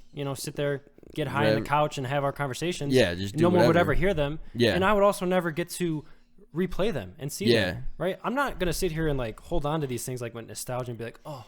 I remember this day, the first day of my podcast. This is it's amazing. It's not about that. Yeah. Hell no. I'm planning on doing a lot of episodes. I think it would be fun. I want to do a lot of different things. I have a lot of ideas. I think this would be great to do over a long-term amount of time. Yeah. So, but at the same time, it's a longitudinal study of our lives. Yeah, it's literally like that. It's quite literally like it feels like it's just having proof of what I am in this moment right now. Growth, I would like to think. Yeah, it's having proof of growth. I know that I'm growing. Well, right? yeah, I do. Yeah. But it's so cool to see. Like, I could imagine looking back at this right now, 5 or 10 years from now, and being like, "Wow, I thought that way." Yeah. Now I think this way. Yeah. Oh, you thought we were talking about It's like that? reference points, It's kind of. a reference, absolutely. It's not a comparison thing. No. It's a reference, right? Something to look back at and be like, oh, it's fuck. Interesting. It's That's really what interesting. I thought back then? Right. Yeah. It's like looking at old text messages that you, like, fuck. saved by chance, and you're like, yeah, God, like, I mean, how long ago was it that we were looking at old texts and just cringing our fucking asses off? Like, well, dude, the thing with cringe, man, is, like, I realized every time that I cringe, I know that it's not about oh, yeah, you were saying that last time. Right? It's not about the thing that's making me cringe. It's about my feelings towards that thing, right? My relationship with that thing. And especially when it's something that's not even about me, when you cringe at something that's like, ooh, that person's being cringy, or ooh, they're doing that. That is something that you're cringing because of something inside you that relates like, to that. Yeah, or like resonates, you know, in that sense. Exactly. Or else you wouldn't cringe. Yeah. You know it's weird because you know that weirdness yourself. Yeah, because you've felt it. You've experienced that, Right. So the problem with a lot of people, especially young people, is we're cringing very, like, judgmentally. Looking down. Yeah, looking like, down with cringe, right? Instead of compassionate cringe, which is understanding that we are cringing because we know that. We know that experience. It's like stepping in each other's shoes, but like it's like that's what cringe is basically, right? Like it's like, oh fuck, like that dude just farted in the classroom. Like everyone's been there at some point. Like you got a gas bubble building up. It's like you can feel the tension and like, you know, maybe it released, maybe it didn't, but like you feel that anxiety and you like create this idea of like, oh, what if I just farted? Like, and that oh god, or like, or I did just fart. Like, holy fuck. And then you see it and you're like, oh, like I know exactly how that is, man. Oh fuck, like, dude, literally.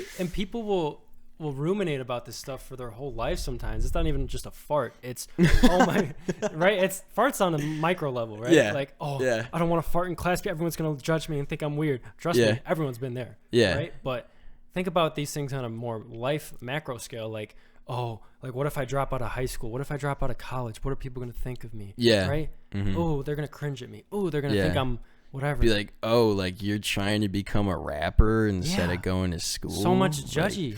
It's like, man, you wanted to fucking do that. You just didn't have the balls. Like, bro, here's my life philosophy now. I don't give a fuck what you do. Just don't harm other people. Yeah. If it doesn't harm anyone, who cares, man? Yeah. You can slip up, you can trip, you can do whatever the fuck you want along the way.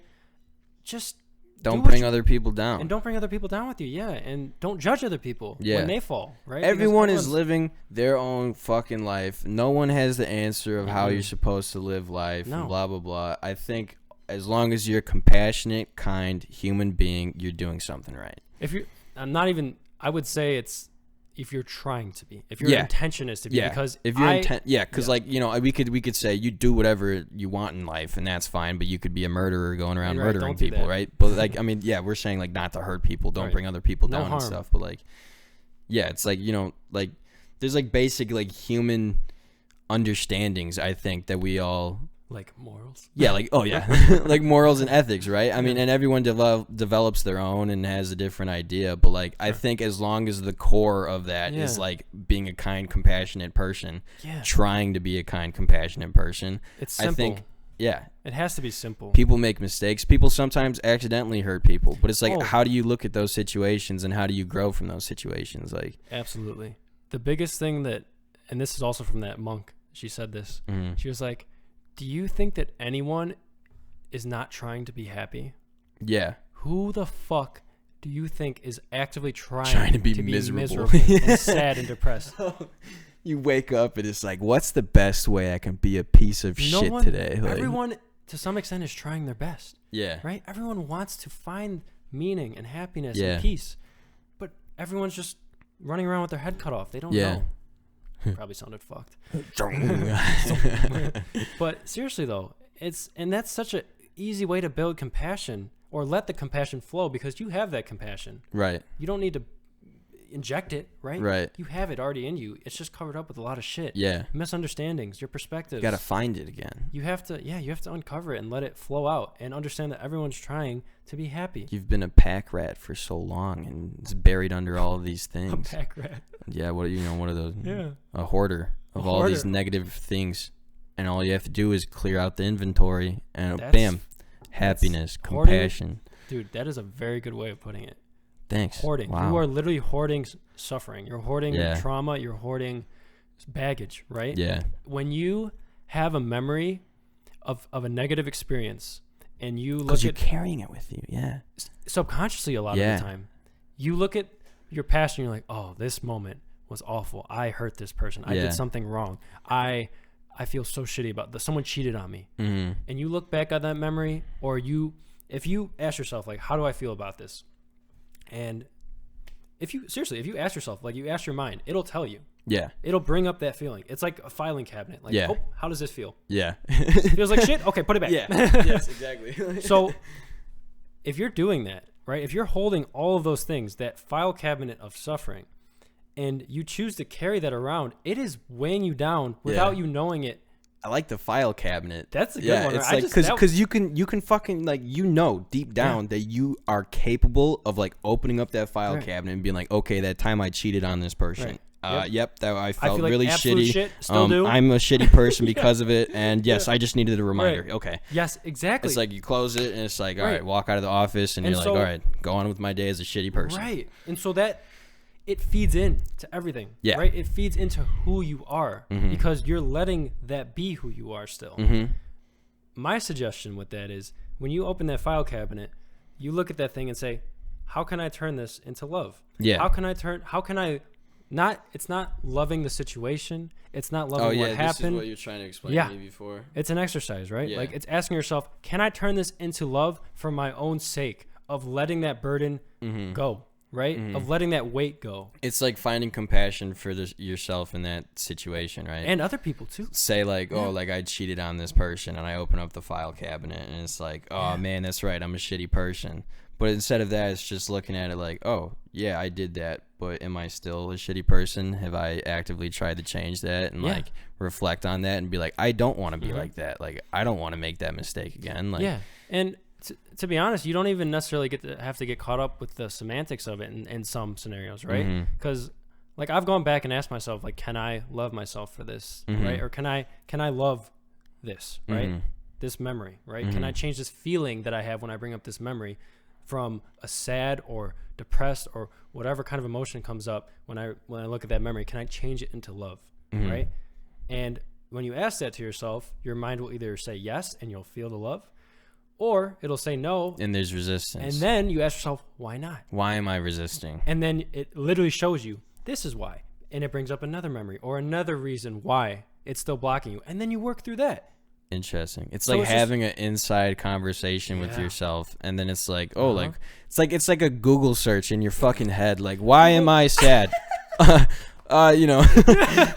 Searching the web for why am I sad? Like, 60,000 results came up because I'm a piece of shit. I'm selfish. I hate myself. I didn't have a great shit yesterday. Like, all this stupid shit that is just gonna come up. It's literally how it is, though. Clear the cache. But the beautiful thing is that you can actually do that. Yeah. Right. You can your mind. As much as we try and like fight our mind and be like, oh, it's so annoying, I feel so anxious, I'm so mad at it, it's always coming up with all these thoughts, you can use it as a tool to work through those traumas. Yeah. Right? It is, make your mind your friend, not your enemy. Not your enemy. Don't let your mind be your biggest bully. Right. Because that's how it works. Right. I mean, and then if you think about it too, I think so. This is something that Dr. K, aka healthygamer.gg. Love him. I don't know if it's .gg, but he's a YouTuber, a psychiatrist, an awesome fucking guy. He's really cool. What was I saying? I got distracted. You're talking about Dr. K and the relation to like how we were like sorting through memories and like how you can work with your mind, make it your friend, right? That's what we're talking about. Well, make it your friend rather than your enemy. Yeah, I like totally lost my train of thought though on like what I was gonna say. It's probably something about how Dr. K is like kind of, enforcing that idea, right? He's basically telling people that like you can, make that decision. Dude, literally, I like made that quick segue to like, oh yeah, like Healthy Gamer, like he's a YouTuber, bam. Like that happened pretty quickly though. That's impressive. I mean that's how it works, bro. Like that's how your mind works. Is bam, gone, just fucking gone. As soon as they come, they can come just as fast as they leave sometimes. Take a second. It's okay. No rush. I have no fucking idea. I like really don't. Fuck it. It's crazy. Well, let's continue. Just continue. I mean, the the thing is, man, like, I think people want to hold on to their memories and hate them. They want to be mad about them because it gives them fuel, and it's a false sense of fuel, though, right? Because you're like, I need to hold this grudge because this person did me wrong. I am. How dare they? Well, yeah. Well, right? that goes back to the entitlement thing that we were kind of talking about. It's like you feel entitled to carry this anger or sorrow or whatever. Oh, I remember what I was gonna say now. Let's good. I love how that works. It kind of ties into all this in the first place. Well, but like, don't you dare! Don't you dare! No, okay, I got it again. I did lose it for like half a second because I was thinking about what I just said. No, but Dr. K, YouTuber guy that we were just talking about, he explained depression as anger directed towards oneself. Anger and depression are very and it tied into what we were talking about originally, which I have now lost, like the whole purpose of me bringing this up, but it goes along with what we were just talking about, and it's that like makes complete sense. It ties into like being your biggest bully. That's why. And it's like you know, if you're gonna continue to bully yourself and be angry and direct that anger inwards, then you're going to become depressed. You're going to learn to hate yourself. You're going to teach yourself to hate yourself because you're bullying yourself, and you're like, oh yeah, I am a piece of shit. I am worthless, like whatever. But it's like, if you I don't know like a solution, whatever, but that's just like how he explained it, right? There are solutions. There definitely is solutions, so like ways that you can change the way you think about it. It's also a lot of the anger is directed externally too. With a lot of memories, a lot of people that you want to hold grudges against, a lot of people that you want to hold on to that. Oh, they did me wrong. Why? And that goes back to the entitlement of it. It's like, but like why should you feel entitled to being angry? Like, it's not about, I don't think people are choosing to be entitled so much as they're just identifying with that as them. Right, but they're saying like, oh, like this dude fucked me over, I'm entitled to be mad. Yeah. Oh, you're right in the sense where like I have a right to be mad. Here's how it works. It's like an event happens, right? Someone does you wrong. What again? Like maybe someone cheats on you. Maybe someone someone hits your car and then just fucking drives off, and whatever. In that moment, you feel what? Angry, sad, confused. A whole bunch of all emotions, I'm sure. It all is there. It's swirling around, and maybe you feel like that for a few days, and then what? What do you do with that? How do you file it away? Because it's when something happens, it happens, and it's done, right? So when you are giving that, when you're filing it away and saying, oh, I'm angry and mad and blah, blah, blah about this, you're basically saying, okay, this happened and I'm going to put it inside of myself. And that's a weird way of putting it. Put it in me. Inject that fucking anger, baby. No, but like you're literally storing it away with a negative connotation. You're storing it away with this. Dude, it's like the way that I'm just thinking about that right now, like along with like the filing cabinet kind of analogy, our brains are kind of like, like a database, bro. They are. Like, you're like, okay, this event happened, and it's like, what are you going to put in this field? Okay, emotions felt, anger, sadness, whatever. You create that description of what happened. I was walking on the sidewalk and a kid, ran over my foot with his bike, and I hate him now. Like, and it ruined my whole day. And it ruined my whole day, and so I'm mad. Whatever. So, and then you're basically telling your mind and your body, fight, resist, like fight or flight. It's literally it's like a survival instinct. It's like I'm going to resist this. I'm going to fucking I want to change it. And rather than just letting it be. So you experience something in that moment, right? And you have the initial reactive emotions. Those are normal, right? You cannot help how you are going to react. Right. No, not because you can help how you're going to react, but you can't help the action and like the experience of the emotions that you're feeling. You can't help that necessarily. The reactive emotions will be there. Right? They will come up right within you. You have a choice though in how you react to those emotions. It's like labeling it in that sense. Yes. Yeah. Right. You could just say, okay, I'm angry. I am sad. Like, again, with what I just said, some stupid random example, like this kid was riding his bike in a hurry and ran over my foot, and I'm fucking mad at him, whatever, blah blah blah. But it's like what if he just like didn't mean to? Like what if he's in a hurry trying to get home, and like mom said dinner's ready. Mom said macaroni and cheese, and fucking dude, I would kill for some mac and cheese. I would run over like, every motherfucker's yeah, on the dude. block. You know, I would understand that, you know, at this point in time. But, you know, like, it's like, how do you look at that situation? Because you can look at it and be like, oh, yeah, fuck that kid. Or you could he just hit laugh my at foot. it. Or you could be like, dude, my foot was ran over. Like, this kid's a like, idiot, oh, this kid know, wanted like, his mac and cheese. like, Like, respect. I would do the same thing. Like, and that's where the power comes in. You have a choice in how you file those things and how you process those things, right? Because if you process it and you make it something light, then it's going to be light, and it won't have any weight at all, right? And then you can just keep on living, right?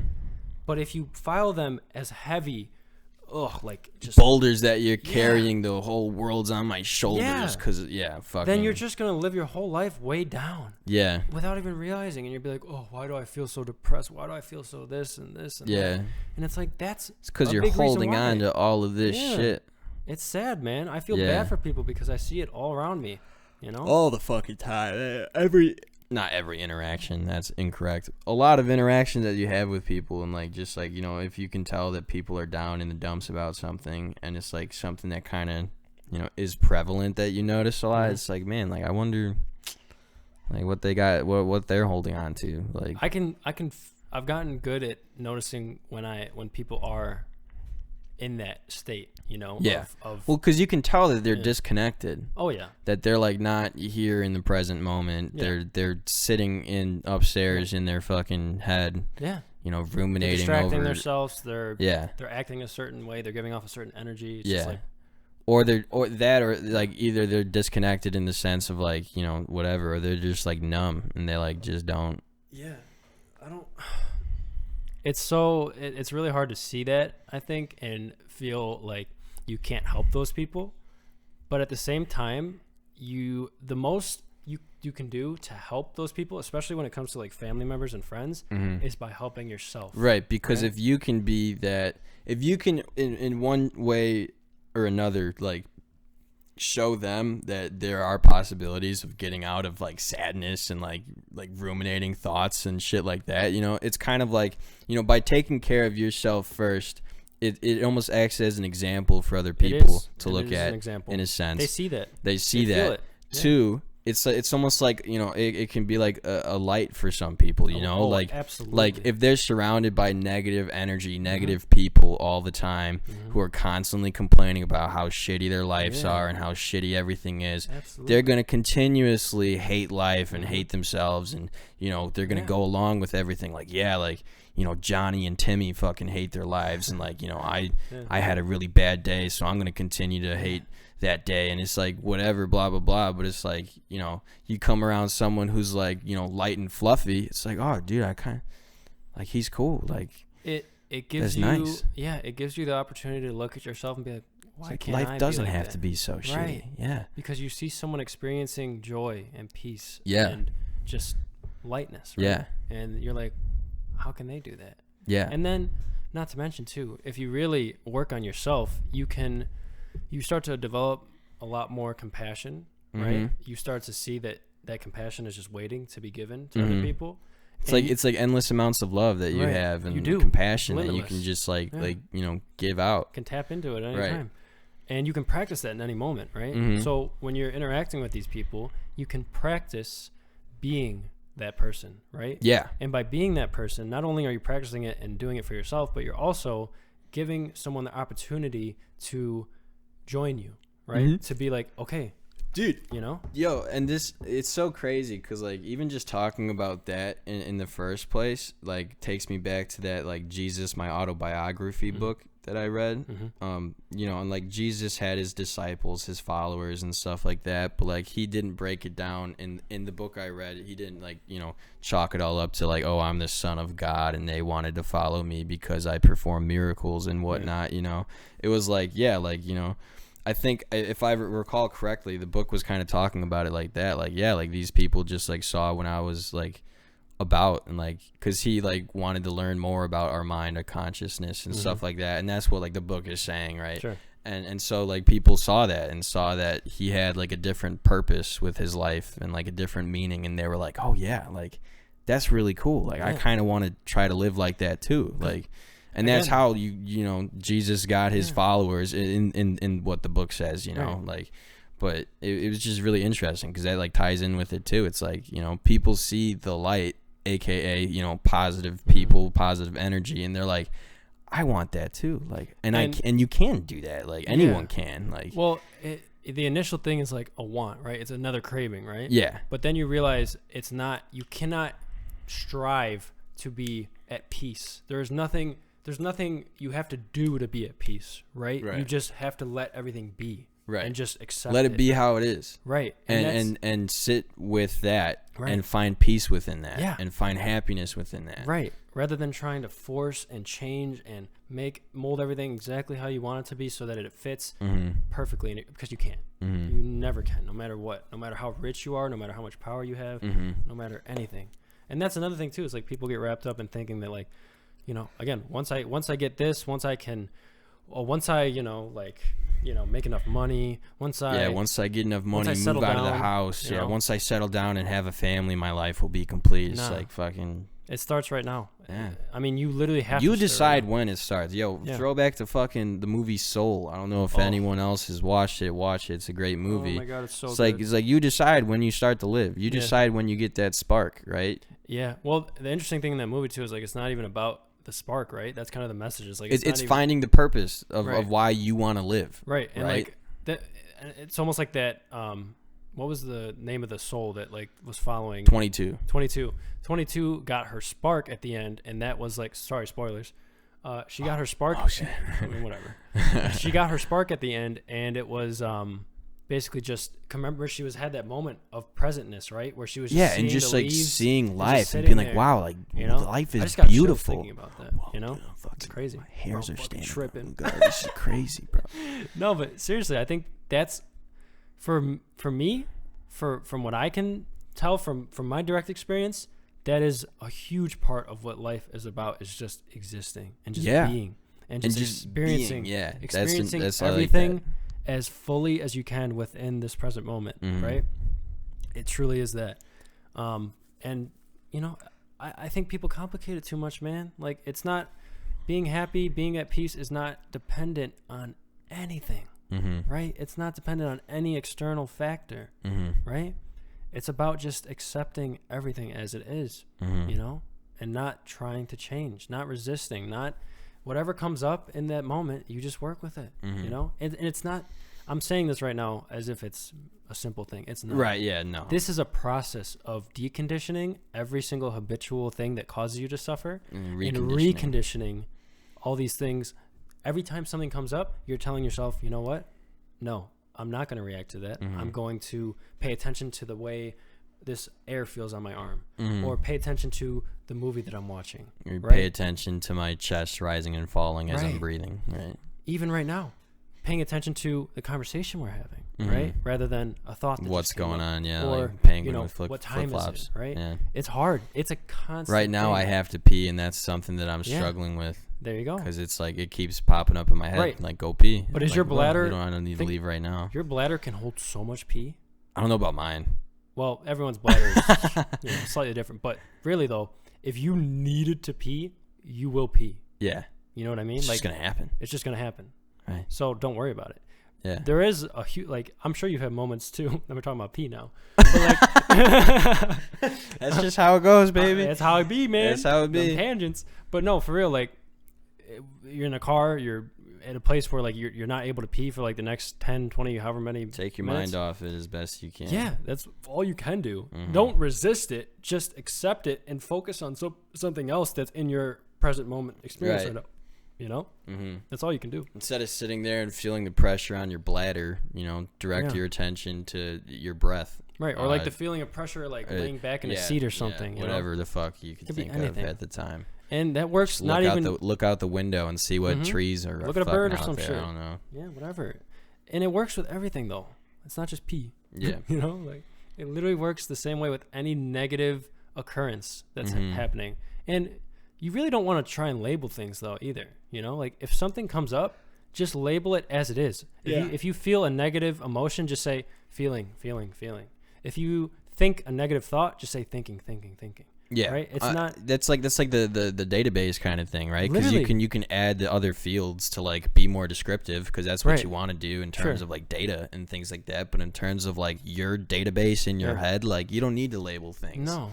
You don't need to be like, this is bad, this is good. No, it's not black or white, right? Yeah. It just is. It's neutral. It's Right. completely neutral. Yeah. There's nothing else to it, right? Whatever you're experiencing. Like, oh, I feel this weird pinch in my side. Like, right. It's just something that's going on with my body. Oh, something I learned recently too is like, it's called talkin.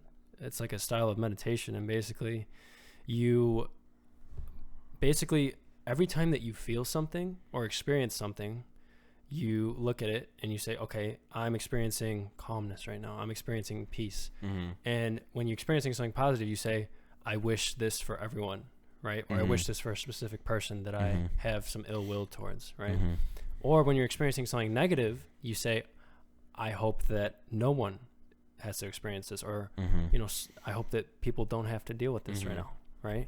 So by doing that, you're basically compassion, right? It's just building this your perspectives. You're rewiring your brain to be like, you know what, everyone experiences this. Dude, right? It's so fucking interesting to think about shit like that, because I don't know if that's Buddhism or like what that is, but Buddhism, like, I mean, with the Catholic upbringing and just thinking about the times that I was in, you know, church, listening to a priest talk and like reading scriptures from the Bible and stuff, you know, it's like a lot of the stuff has to do with compassion. Oh yeah. Right? Like I'm sure a lot of the stuff with other religions have to do with compassion. What they're pointing towards. Right. It's like they're all pointing in a certain direction, right?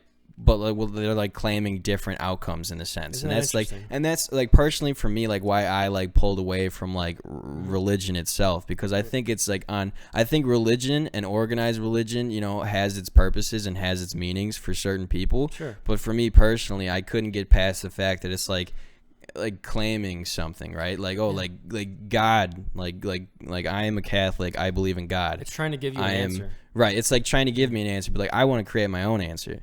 I want to create it for myself. I want to see it for myself. That's I want what to create Buddhism it for myself. is about. Right. See it for yourself. Yeah. Experience it for yourself. Because what else is there? Right. You cannot get an experience from someone else or from something. I can sit there and pray, aka meditate. Again, there's so many like fucking similarities and variations and things like that.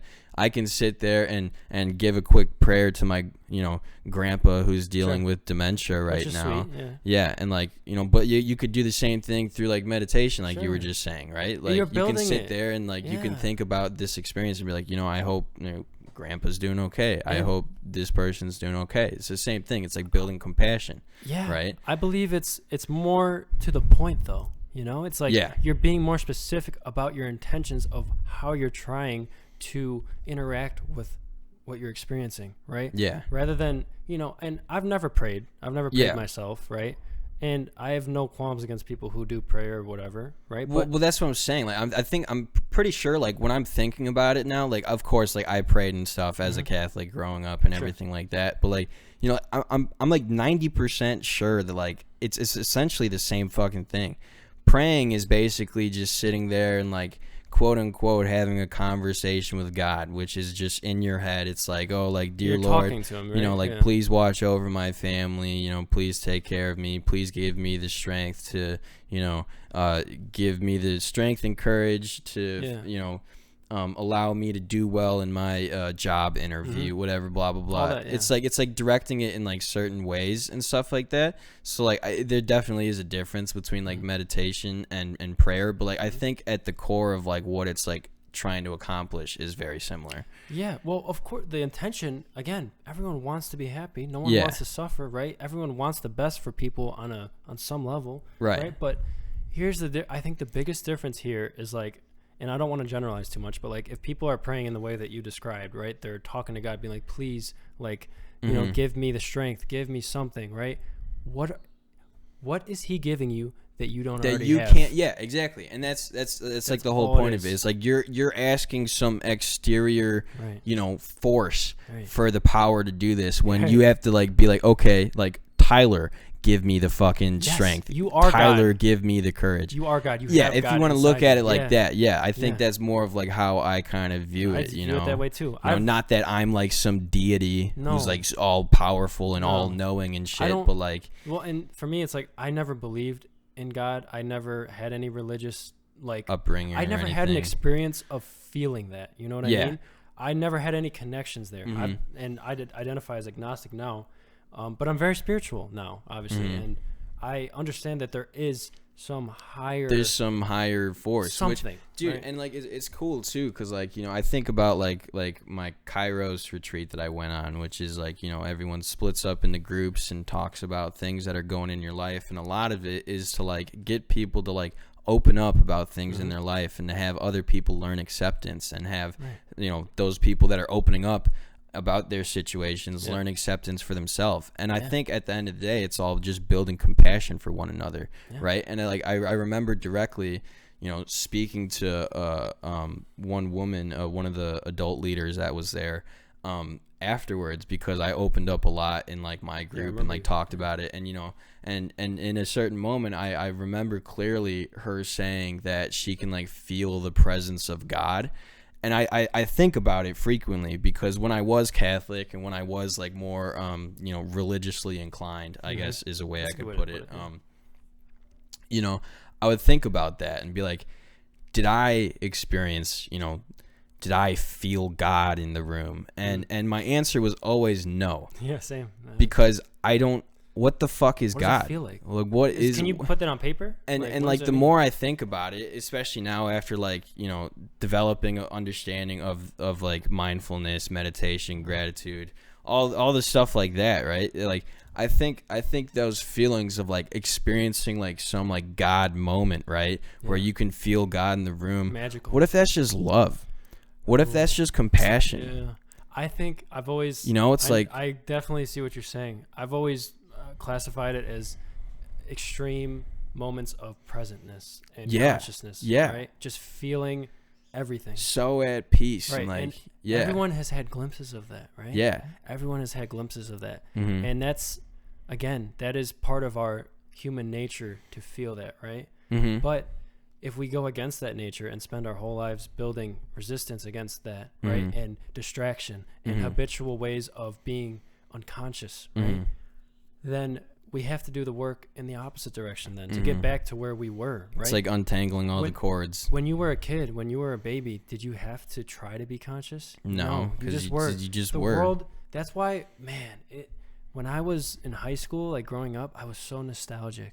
Yeah. I was so like, I wish I could be a kid again. Everything was so exciting. Everything was so, there was no pain. There was no issues. Right. I wasn't sad. And that's rose-colored glasses to some extent. I'm sure that wasn't the case entirely. I definitely felt pain in moments of whatever. Of course, yeah. But the thing that's very true, I think, is kids are very untainted, pure, like beings who are naturally conscious. When we are born, we are naturally conscious, right? Until it's not taking away consciousness, but things cover it up. Yeah, right? societal living and everything, upbringing, nature, nurture. So, again. But that's the beautiful thing about it is like people are trying to get back to a similar place, right? Yeah. They just describe it in different ways and with different words, but everyone wants to get back to that place, right? Yeah. At least on some level.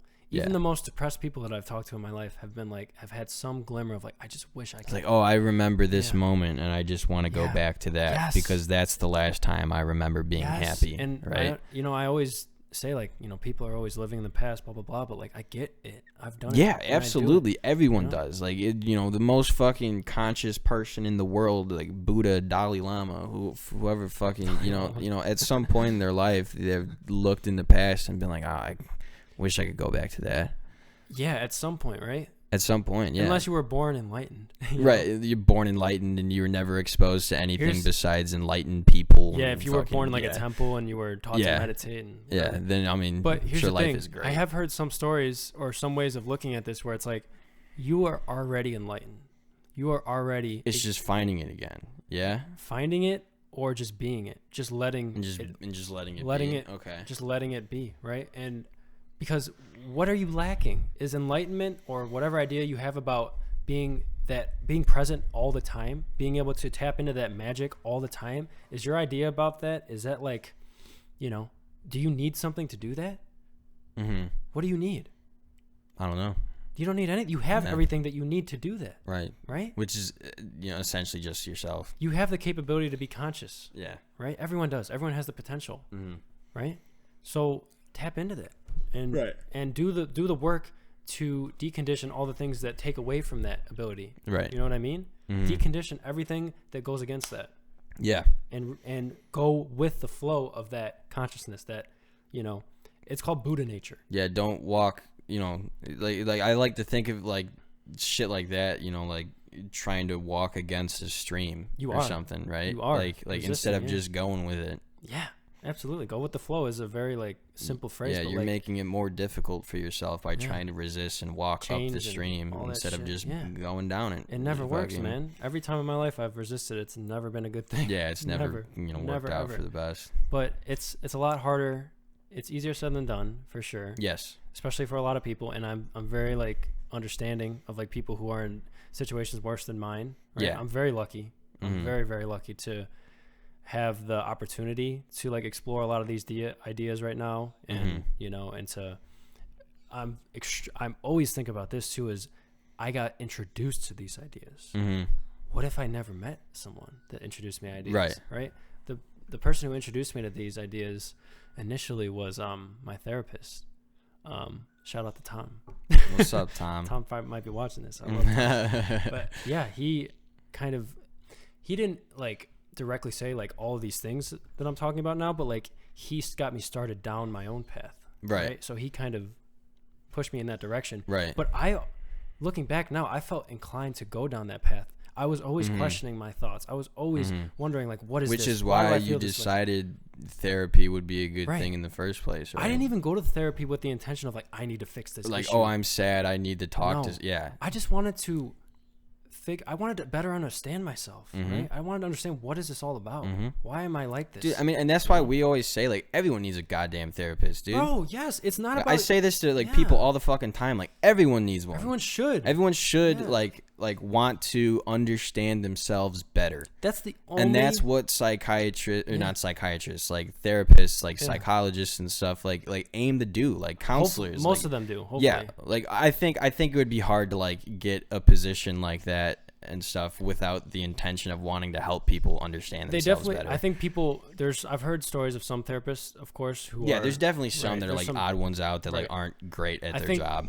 A lot of people may be looking at therapy like, oh, like, I don't want to face my issues. I don't want to have to deal with this. I don't want to have to do that. And like, I don't want to be judged. Like, I don't want to relive the past. I don't want to have to go to someone and like spill out my guts. And it's like, yeah, you don't have to do that. I don't want to be looked down on for having a therapist. That's a big one. And one thing I've done to get past that too is like just tell everyone that I do therapy. I'll casually mention it. Yeah, I got therapy on Saturday. Yeah, I have therapy. Like all the time. Because it's not a big deal. It's like not. Normalize going to therapy. Absolutely. Fucking, you don't need to be depressed. You don't need to have like schizophrenia. Right. You don't have to have something wrong with you.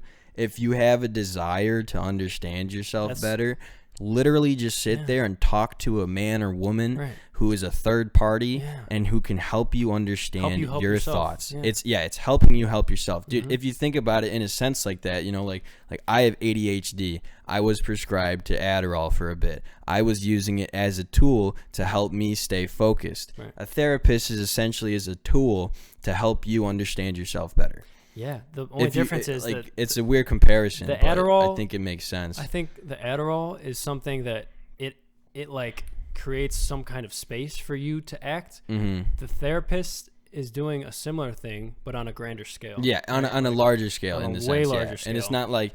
And it's not like just pop a pill and it's like whatever. You can't just pop a therapy session. Yeah, you can't. You can't pop a therapy. You have to put in what you put in, you get out. Exactly, right? and that's the most important thing because like there's people that go into therapy and they're like, yeah, I didn't get anything out of it. It was like, well, what the fuck did you say? Right. Like, what did you put into it? It's not about what you say; it's how you express what's inside. Right. You need to be accurate. Right. You need to give them, the therapist, the opportunity to understand.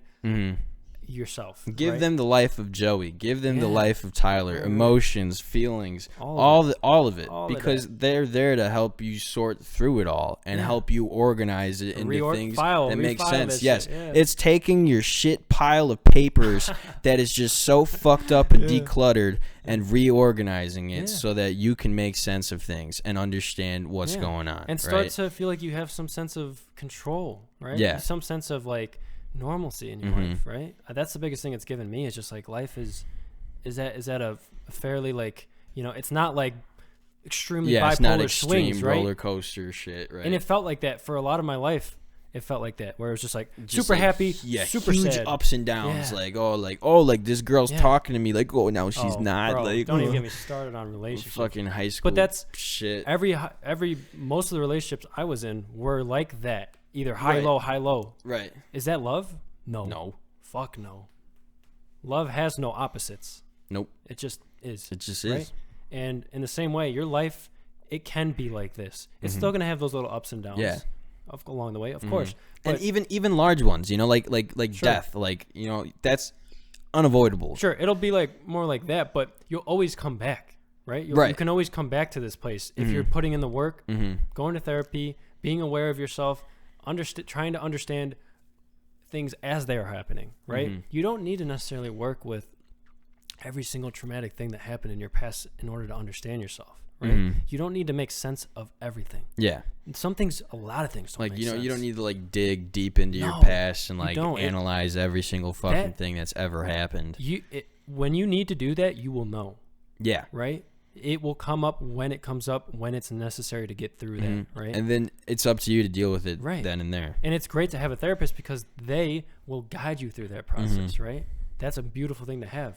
But on a more important level, I think a therapist and there's a certain style of therapy that's called like something like, it's not cognitive behavioral therapy. It's I gotta look it up. I'll get it for the next episode. But like, there's cognitive behavioral therapy and something else, and this other style of therapy is basically tailored to trying to better understand yourself, right? And that's really what a therapist should be trying to do, right? Like, you could work with all these different situations, like, oh, I feel anxious in this part of my life, and just isolate that and look at it in like this small bubble. But what is that going to do for you on a larger scale, right? You can't just look at your problems as isolated things. They're all connected, right? Right. Everything is connected. You can't ignore that. Right. Right. Agree. I'm going to take this moment of silence here to use the restroom. Hello. We're back. We're back. Yeah, I think we were kind of just deciding there that it's been about 2 hours. I think it's okay from here, but it's been about 2 hours, right? Yes. Almost there. We just kind of ended at a nice place to stop, we think. I think so too. We don't know how to do like outros or anything. Bro, it ain't no cheesy shit, man. It's been real.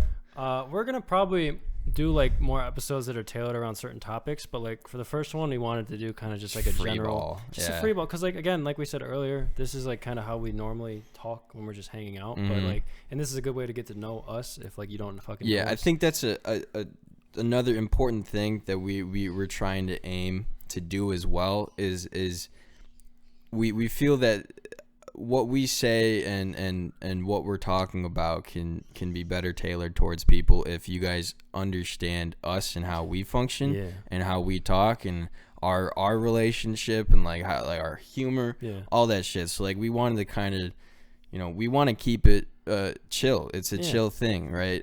It's a chill. We don't want pressure on us to feel that you know, we need to live up to some expectation for the audience or anything. And the pressure would come from ourselves, though. Right? It's created by ourselves, and that's also like why, you know. But like we want you guys to like, you know, understand us, I guess, and I think that would just help with the podcast in the long run. You know, that helps create some kind of understanding and some kind of community. It builds a bridge. It builds a bridge compared to just us being random motherfuckers like talking about shit. You know, family members, friends might watch this and all, but like, you know, there's people who are gonna be watching this that may know us in real life, but like, even for those people, you're probably seeing and hearing things that you may not know about. Yeah, I mean, right? like, you know? 99% of you I haven't talked to in years. Oh yeah. And I'm not active on social media. No, me you know, neither. I don't like, you know, shit like that. So I think it's cool too, because, like, again, like, I'm not active on social media. Like, I don't think people have, like, seen or heard anything from me since goddamn like high school, dude. Like, yeah, I'm fucking.